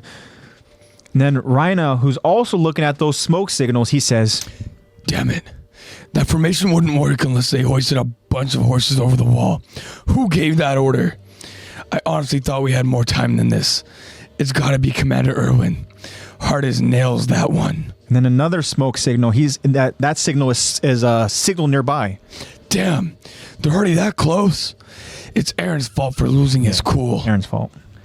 Freaking Eren, man. God damn it. Damn it, Eren. Stupid nub boy. But then Ymir, she just stares at the smoke signals. And then her eyes light up as she wonders, wait, is she...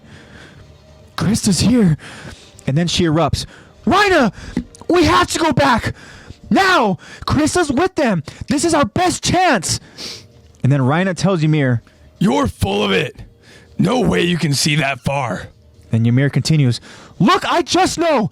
Think about it, okay? She's a big softie, right? Stupid girls come to rescue me. She had to." And then Rhina, he responds, "Yeah, well, so what? I'm sorry. It'll have to wait. We can't grab her the way things are now. There's no way to bust up that formation. Another time." And then a worried Ymir now asks, "How long do you want me to wait? Maybe I should just hold off on that until she's gobbled up by one of your warrior pals." "Oh no, I don't think so." And then Rhina pleads with Ymir, "Don't be that way. Nobody's trying to trick you, I swear it." And then Ymir rebuttals, "Prove it then! There's no time like the present, asshole! Damn you! Get down there and bring her with us! I need to see her! You don't understand! The way things are going, I never will." And to be continued. Interesting. Ooh. All right. Ymir is in love. And she needs Krista there. She knows that This is the only chance, the only opportunity, right? I need my child. All right. So we already talked about how Commander Irvin is literally going to go at one speed, and that is full go straight ahead. Nothing's going to stop us because we cannot allow any more time to pass, right? To prevent us from getting to them, the traitors who have humanity's only chance of survival, Aaron, and this new revelation we have, which is another Titan, right? Which we don't know much about. Right? Except that it looks like a goblin. Yeah, except it looks like a freaking weird troll, right? That has a relationship with Krista, who has more to her than we are even aware of, right? So there's so much to unpack there, right? But they know that we need to go ahead and get them because 5 hours had passed between the moment when Birdie saved, Rhina, and they took, kidnapped Aaron and Ymir. 5 hours had passed between, that time and when the scouts arrived. So they need to haul ass. And that's why Commander Irvin's only one. He said, let's go. Yeah. And he tells me, his soldiers need to be prepared to fight. And not only are they trying to go as fast as possible, but they now have to go ahead and kind of clear the obstacles in their Titans, way. Like, of all things just keep getting in their way. Like, that's unreal.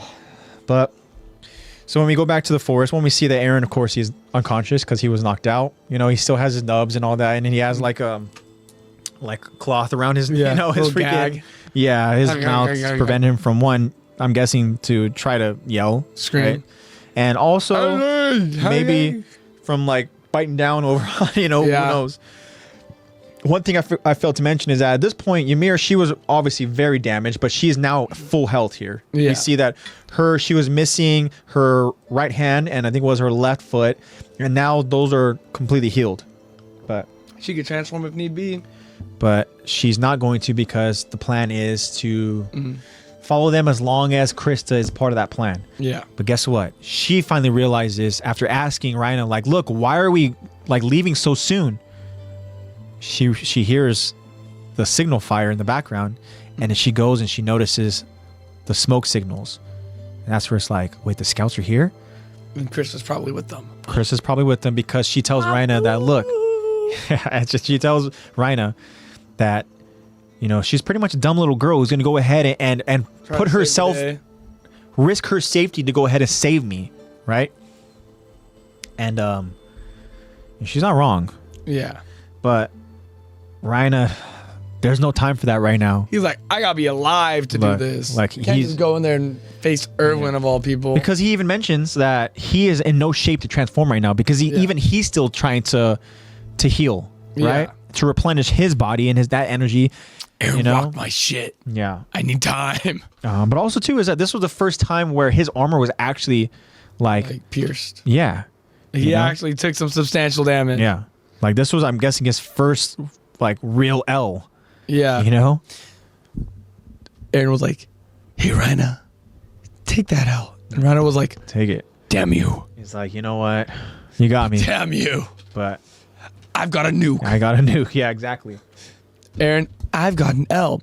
Rhina, I've got a nuke. Got a nuke. And that worked.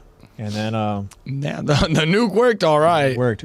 But also, I asked this too. I'm kind of curious about your thought on it. But that nuke, obviously, direct impact with Rhina and Aaron, right? There's got to be that turmoil, that. What's the recoil of damage on Rhina? Right? Yeah, has to be. Dude, there's no doubt. They both got clapped. Yeah. Rhina just has one. He's had his Titan for longer, I think, and two, he's got more experience using it. So that's why he's probably able to recover quicker. Yeah. Well, with Rhina, I mean, he's clearly in no position to go ahead and battle along Commander Irvin, and who knows how many scouts are there. Yeah. Right. And Birdie nuke go. Yeah. And I'm sure he's in no shape he can either. Do that. Yeah, that's the thing, because even he, the amount of energy and that he needs to exert to transform, right? We know that when he was on top of that wall, being that kind of distraction, right? He was exerting so much steam that his Titan that was literally deteriorating to where it was like Ghost Rider Titan, And that's why it was such a staggering visualization of when he was falling from the wall. Yeah. like skull wide open, as the skull had its like mouth open. Like right? literally like Ghost Rider. Yeah. And that's pretty cool. It was a really cool scene. Good shot. But not cool for the scouts and everybody else involved. Everyone else in the area. 'Cause it was a nuke, for sure. But there were no condition, and Rhina does not want to even risk the idea of trying to get Krista, right? But too many scouts. Ymir is adamant that this is the only opportunity to go and do, because she is afraid that she's not going to get that chance to see her. And I believe I said the wrong line here when I say that, so what, I'll just hold off until, and I said, till she's been gobbled up by one of your warrior pals? No, she's saying that, so maybe I should just hold off until I've been gobbled up by one of your warrior pals. And that is important. Yes. That's important detail, because Ymir is saying that because she is aware that if she goes back to the hometown with them, and it's something Rhina even mentioned last episode, is that he couldn't guarantee her safety, because she understands that she took something from them and that she's going to have to give it back, right? And there's only one way to give it back, and she knows that. Just eat me. Right? And so the only thing that Rhina mentioned is that the only way we could potentially persuade the powers that be to prevent them from eating you is the idea of Krista being there, right? Mm-hmm. And even then, I think that's complete bullshit. I think 100% that's bullshit. Yeah, because as we even kind of talked about, I think she's dead no matter what. There's no way out. Like, she goes back to Marley, like she's dead no matter what. If Krista happens to go over there with them, as the victim of circumstance here, where like, look, I don't want to go, but if it means saving Ymir, fine, I'll go. Guess what? Didn't work. You're stuck here in Marley by yourself. And with what are you going to Rhina. do? Yeah, Rhina's going to be like, look, he's going to try to sympathize and be like, look, I tried. I get it. I tried. I tried everything I could.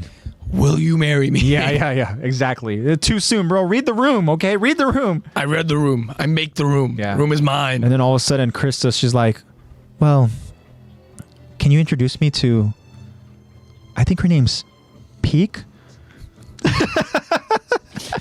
The floor crawler. Can you just introduce me to her? I mean, I don't know. I think she's so fascinating. And then Ryan is just like, fuck my life. Can you just end it, please?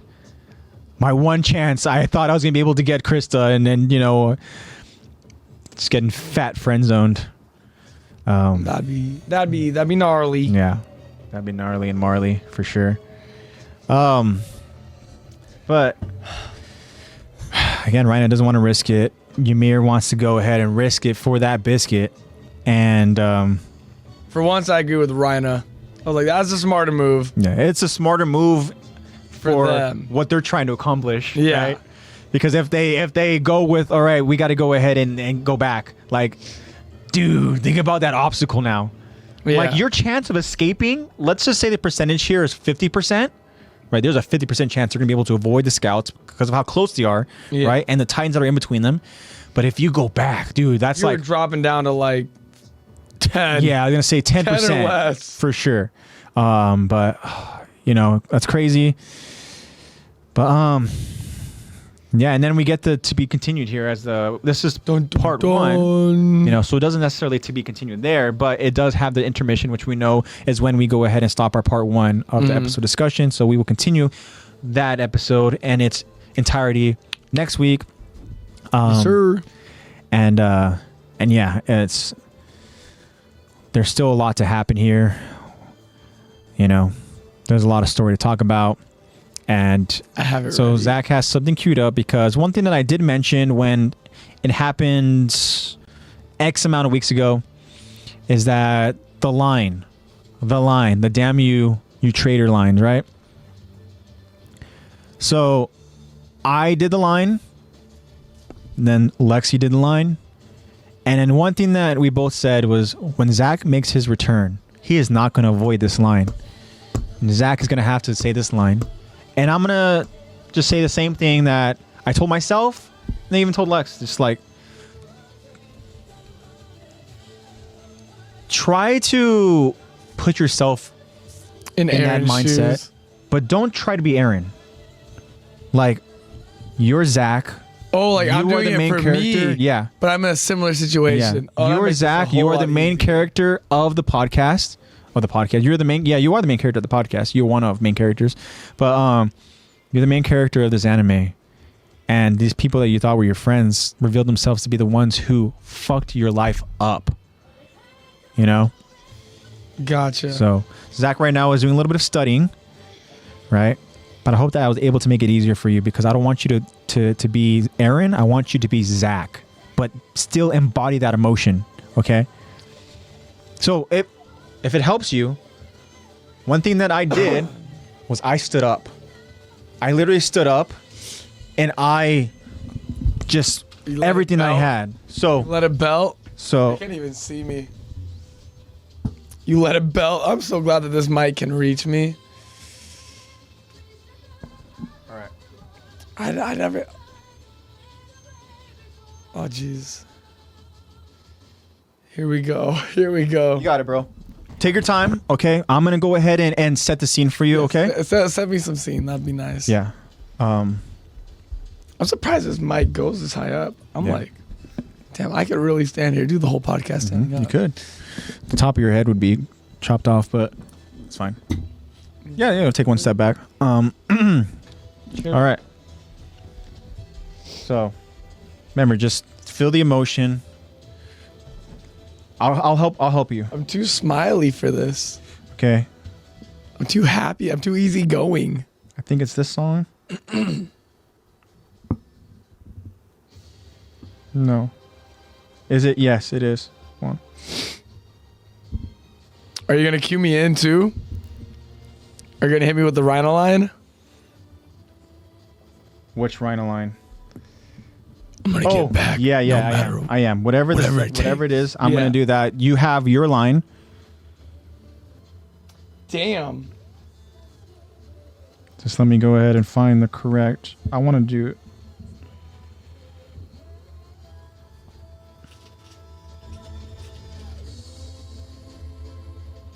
Is this what I'm looking for? So, ooh. This will be close enough. All right. You ready? Mm-hmm. You tell me when to start. Shit, I'm too smiley for this shit. You got it, bro. I'm not even gonna look at you. Too nice. Okay? I'm not even gonna look at you. You say go, I'll go. I'm too nice. Shit. Okay, go for it. Fuck it. All right, here we go. Aaron in hand begins to get emotional as he recalls his memories with Raina and Bertold. Raina then tells Bertold and Aaron, "I'm going to return to the home that was taken from me. I will do it, no matter what." Aaron remembers different moments with Raina and Bertold during their time in cadet training. Bertold, Raina. And then Aaron, he then opens his eyes and aggressively bites down on his hand. Damn you! You traitors! Yeah. I don't like yelling. Yelling is scary. See the replay. Yeah. Ooh. I'm glad I brought water. Yeah. Okay, I can go louder. Yeah. Imagine a fucking what's his name? Sean Schimmel. Okay, I can make it bloodier. Yeah. I can make it bloodier. Yeah. Is that Sean Schimmel? Or that's Sabbath? That's Sabbath, yeah. But I wouldn't be surprised if Sean I can make it bloodier. Like, hold on. Like, let me do this. I could do it louder. I could do it, I can make it bloodier. Okay. I love that. Okay. But that was good. Now, you got that one do you want that? Was that a warm up?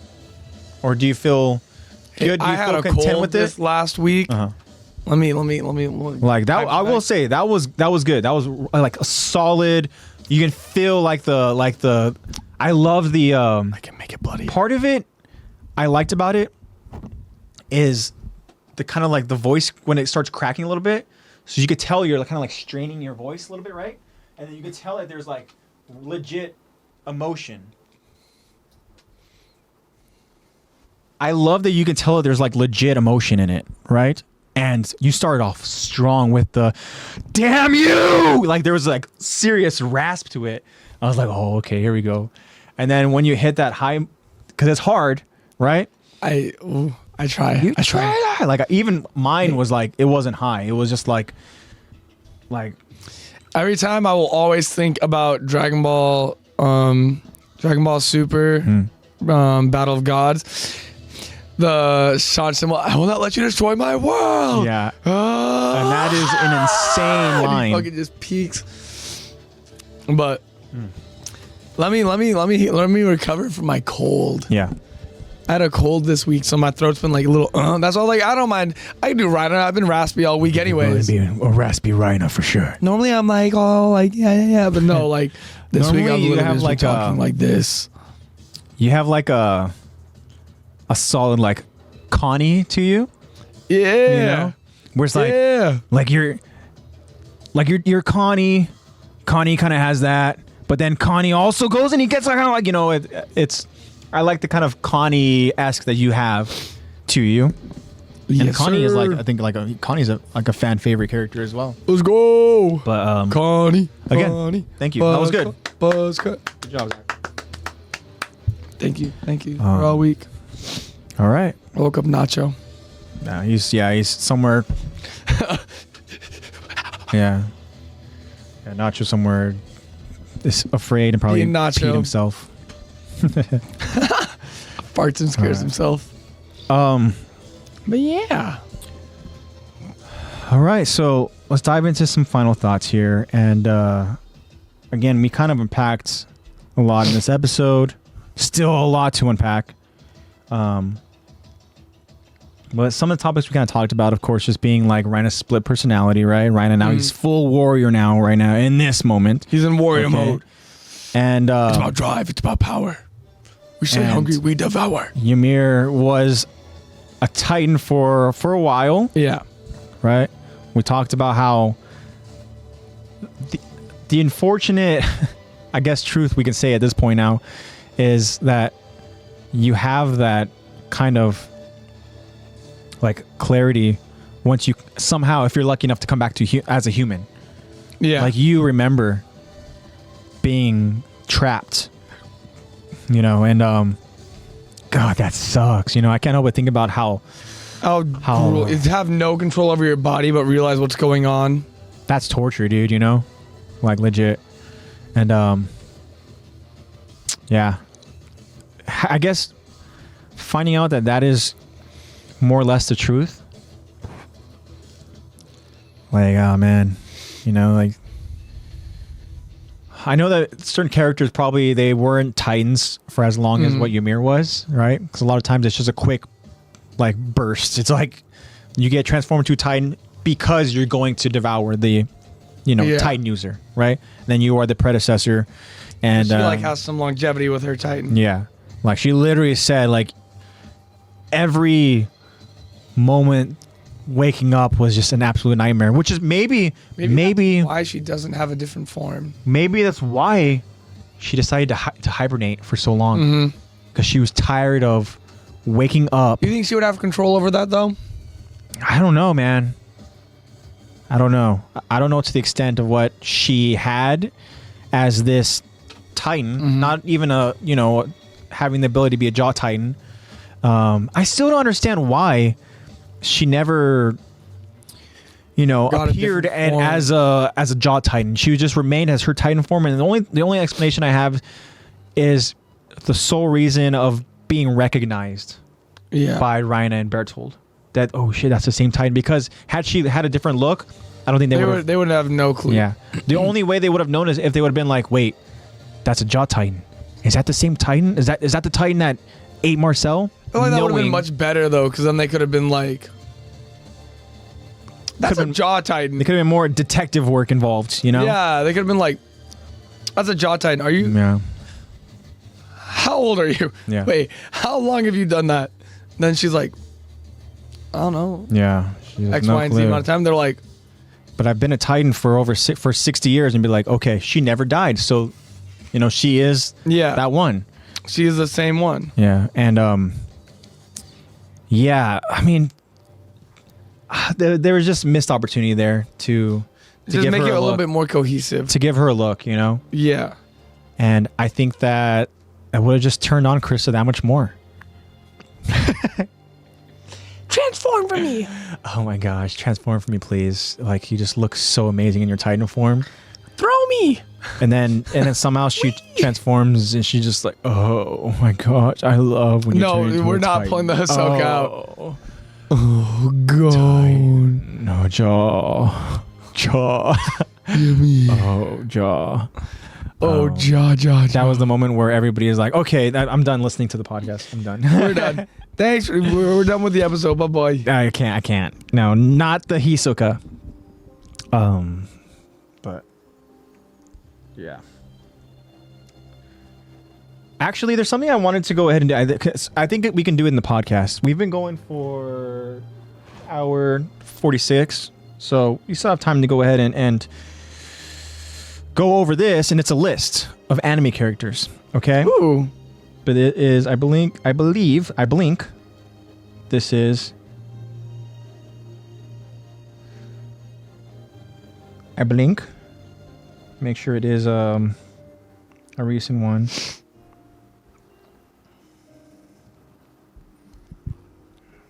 If I can find it.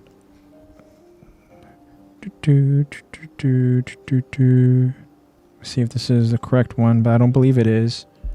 But I'm trying to look for, and I'll let you kind of think about who potentially would be the characters. Mm-hmm. And this is going to be like a top, I think it was a 10 list.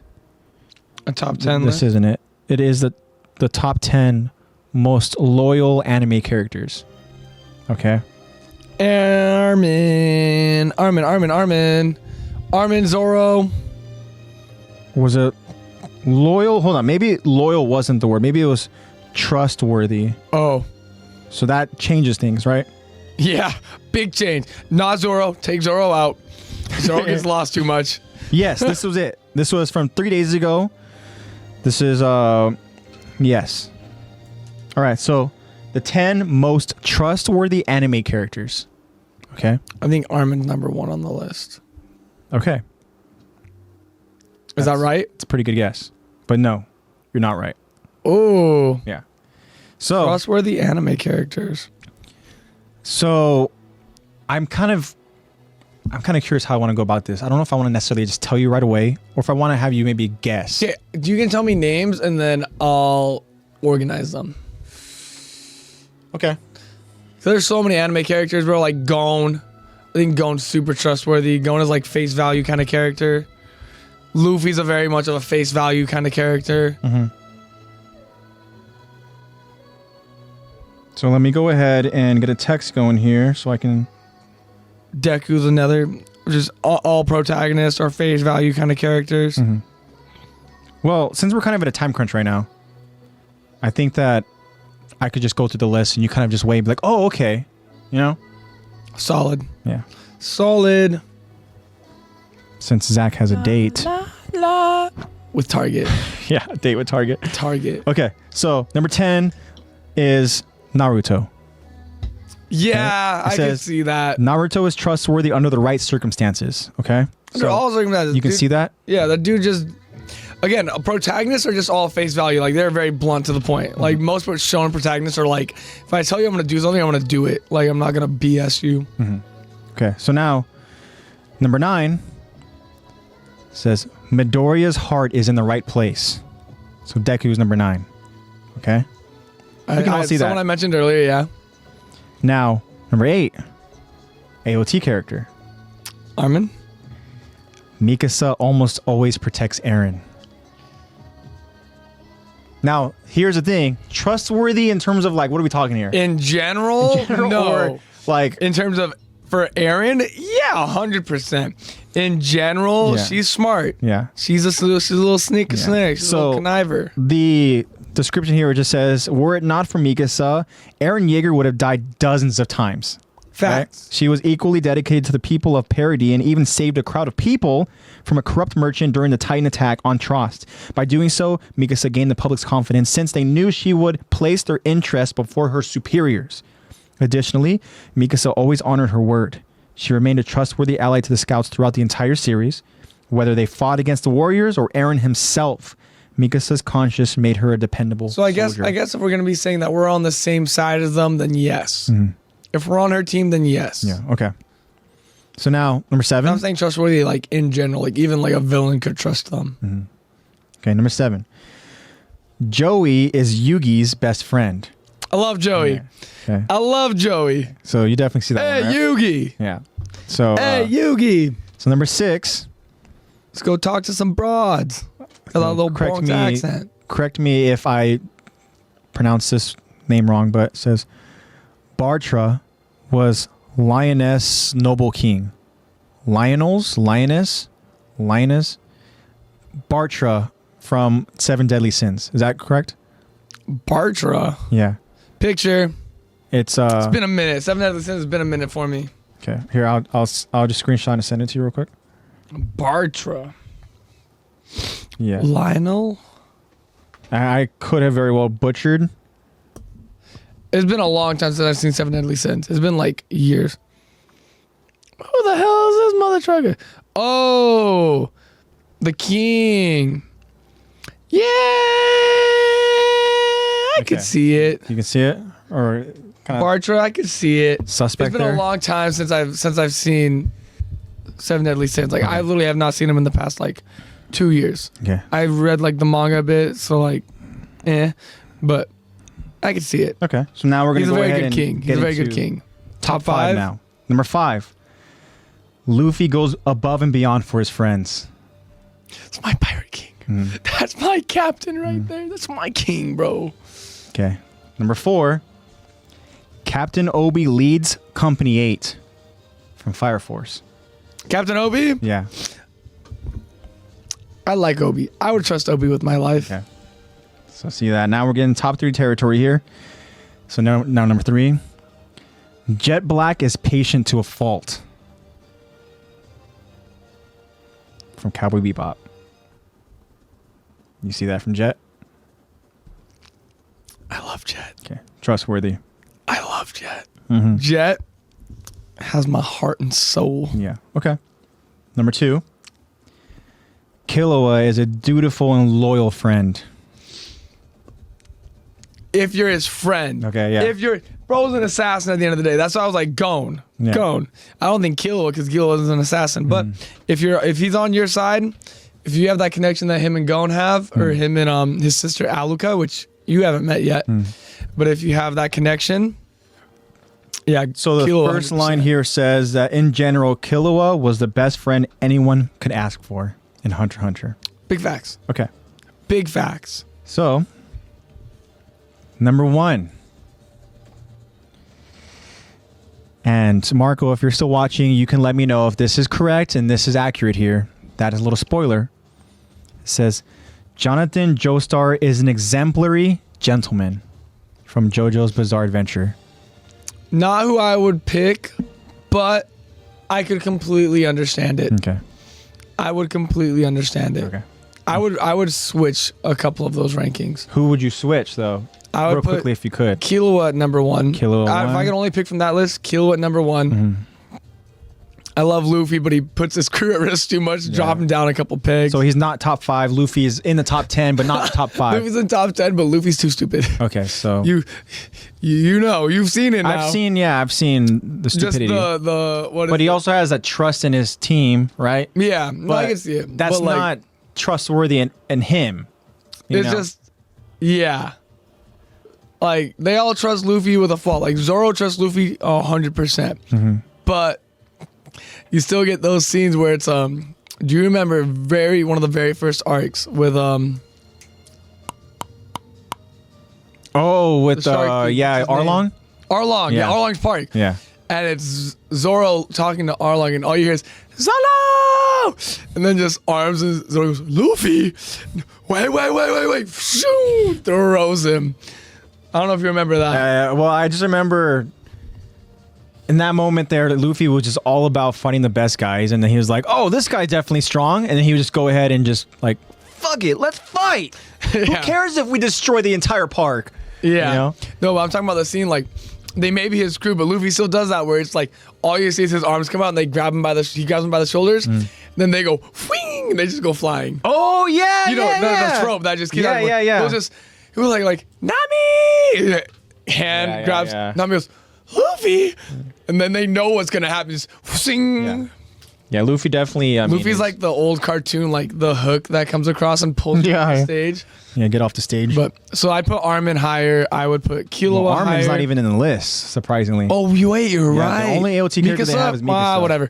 Mikasa can go up. I put Armin in place of Mikasa. Put it top 3. Killua, Armin. So the thing though between Armin and Mikasa is in terms of trustworthiness. Now, I can understand Mikasa because I feel like you can trust her more with your life, like protect you, and stuff. Whereas with Armin, so are we talking like trust with life, or are we talking trust in general? Okay, so trustworthiness, that is kind of a broad topic there, but we can just overall. Then I can understand like in terms of trust with life, and definitely Killua. Yeah. So in terms of like a scout thing, if I'm a scout and I need to trust one or the other, then Mikasa. So I love you, Armin, but. Yeah, you ain't got the skills to pay the bills unless you go nuke mode, bro. All right. Well, I just a list that I wanted to go ahead and kind of read that to list. That's a good list. Solid list and get your kind of thoughts on it. I can understand the whole Jonathan Joestar thing, but not my. I liked JoJo's. Wasn't my like. Not even my top 10. Not gonna lie. It was great. I loved it. Not my top 10. Okay. that's not a knock on JoJo. It's just there's a lot of it's just not. It's just not my cup of tea. That's all it is. So all right. Well, it's still amazing. It's very not cool. mine. Not my. I haven't even finished the new season. Like, I just was like, Jonathan's gone. Whatever. Okay. All right. Well, I think since we're kind of in a time crunch here, we can go ahead and kind of close it there. And I do want to say thank you, Zach, and we'll get more into that as we get to wrap here. But of course, guys, that is another end to Attack to Talk podcast season 2. Remember, guys, new episodes will be streamed live on Twitch. Of course, we will update you on the time and on the date. Prepare for Sundays, but get all your updates, guys, on Instagram at Attack to Talk Podcast. Don't forget to follow along if you have not already. Look at the link tree where you guys can find us on all the platforms that we are currently on, and continue to follow along, guys. If you guys go ahead and watch on Spotify, of course, you guys are aware that Spotify, we have a poll question that is available for you, as well as a Q&A question, which you guys can go to respond to, and we would appreciate you guys' responses. Please. We also have a poll that Zach posts over on Instagram. So, and then we appreciate all the feedback we get on that, guys. That's primarily where we get our results, and which is perfectly fine because we understand that Instagram is obviously bigger than Spotify. So. Thank you guys for anybody that votes. But yeah, keep an eye on all those that we do. If you guys follow along over on YouTube, please like, comment, and subscribe. We'd appreciate that, guys. We appreciate to kind of build that. But that's another platform that's available. Or if you just follow along here when you stream, when we stream live, we appreciate you guys' company, of course. But of course, guys, check out the platform and make sure you guys are always, plugged in on where the platforms that we're at, so you guys can follow along. Of course, you got to shout out our editor here, NatePlaysBad. Baby bro. Yeah, that is your brother. He's coming back in December for a bit. Oh, okay. I want to hang out with Nate. Oh, cool. All right. I'll have to remember that for sure. I'll remind you. Yeah. But of course, we got to thank Nate, because Nate goes and he takes the time and the effort to go ahead and get the episodes ready so that they are published. And we appreciate you for that, Nate. Thank you so much for that and all the hard work you put into it. Make sure you guys go follow along with his Twitch channel. I know he has a YouTube channel as well, and it is all at NatePlaysBad. He sucks. He sucks. Which is why he's pretty good. He's better than me. Really? Yeah, he's pretty good at video games. So then Nate Plays Bad, but then if you had a channel, it'd be Zach Plays Worse? Yes. Okay. No, it'd be ironic. It'd be Zach plays good, but Nate plays bad, and I still lose to the guy who plays bad. Yeah. The irony there.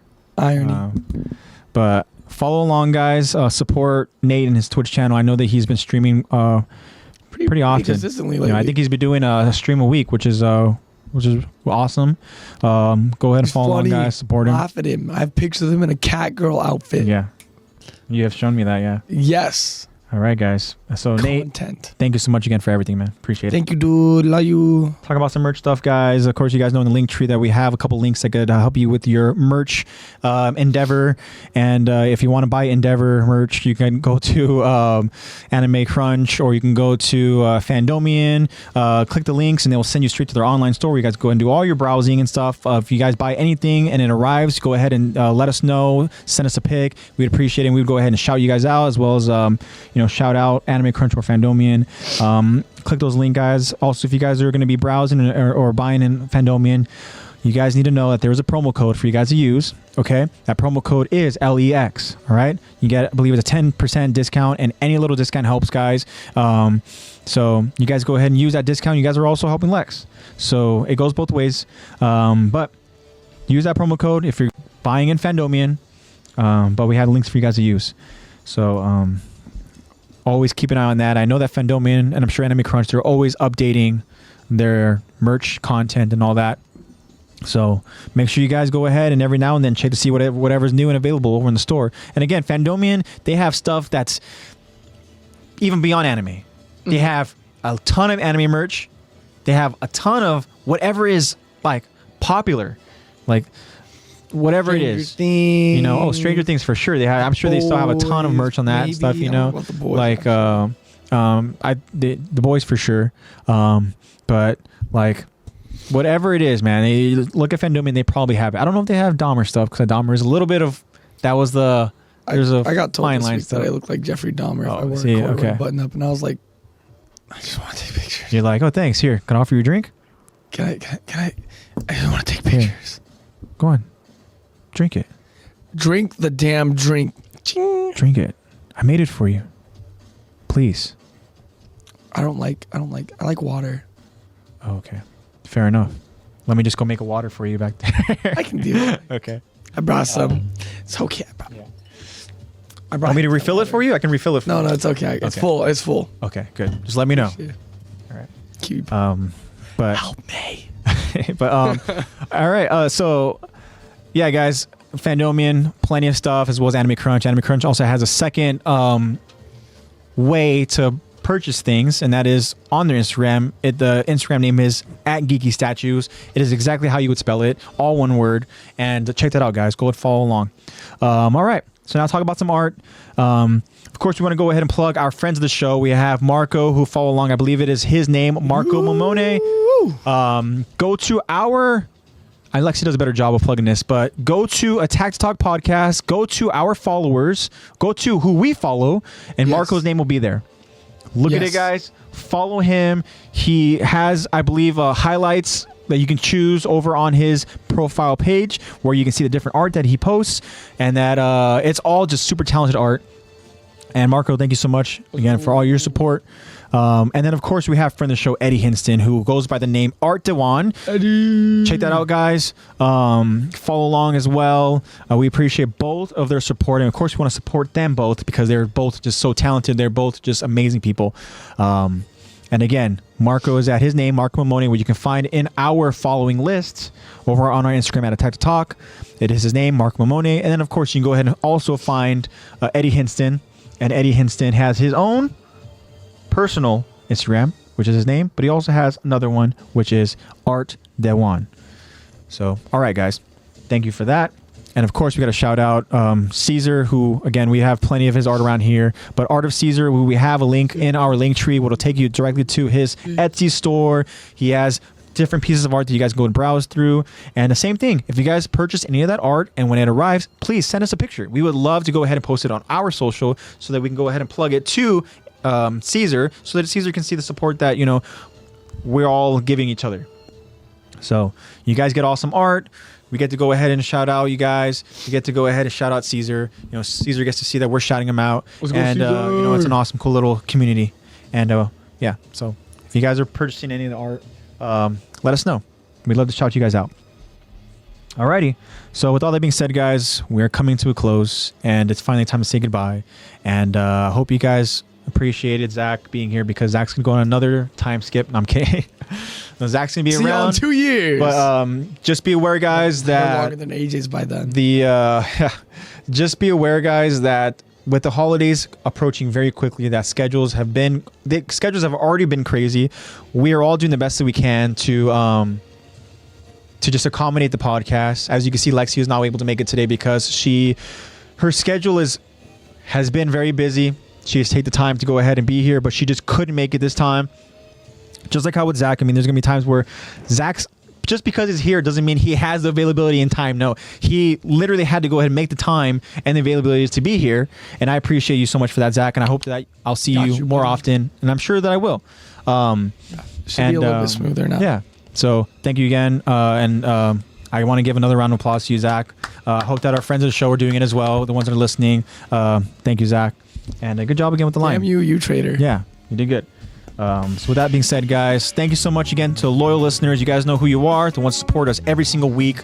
Thank you so much for your continuous support. Anybody that's new, thank you so much, guys, for just joining us here. And we hope that you continue to stick along. And if this was your first time, look, guys, it's only going to get better. Okay? It's only going to get better. We're going to talk about some crazy anime stuff in AOT. And the story is only going to get crazier and wilder and just better. So stick around, guys, for the ride. And thank you guys that are continuing to join us here each and every week. Thank you. All right, guys. So with that being said, time to finally say goodbye by saying that Attack to Talk loves you guys. You guys know, please be safe. Please just try to be kind. Spread that love and positivity. The cliche saying that we say, but it's so true that we love and we hate. As I said, we love you guys, and we hope that you guys have a great rest of your weekend. If that's, if you guys are still plugging along here on a late Sunday night, we hope that you guys have a great week, and we will see you guys next week. All right. So goodbye, AOT fam. I'm AJ, and I'm signing off. And Zach, go ahead and say goodbye. Good night. Sweet dreams. Alrighty. Love Bye, you guys. Bye.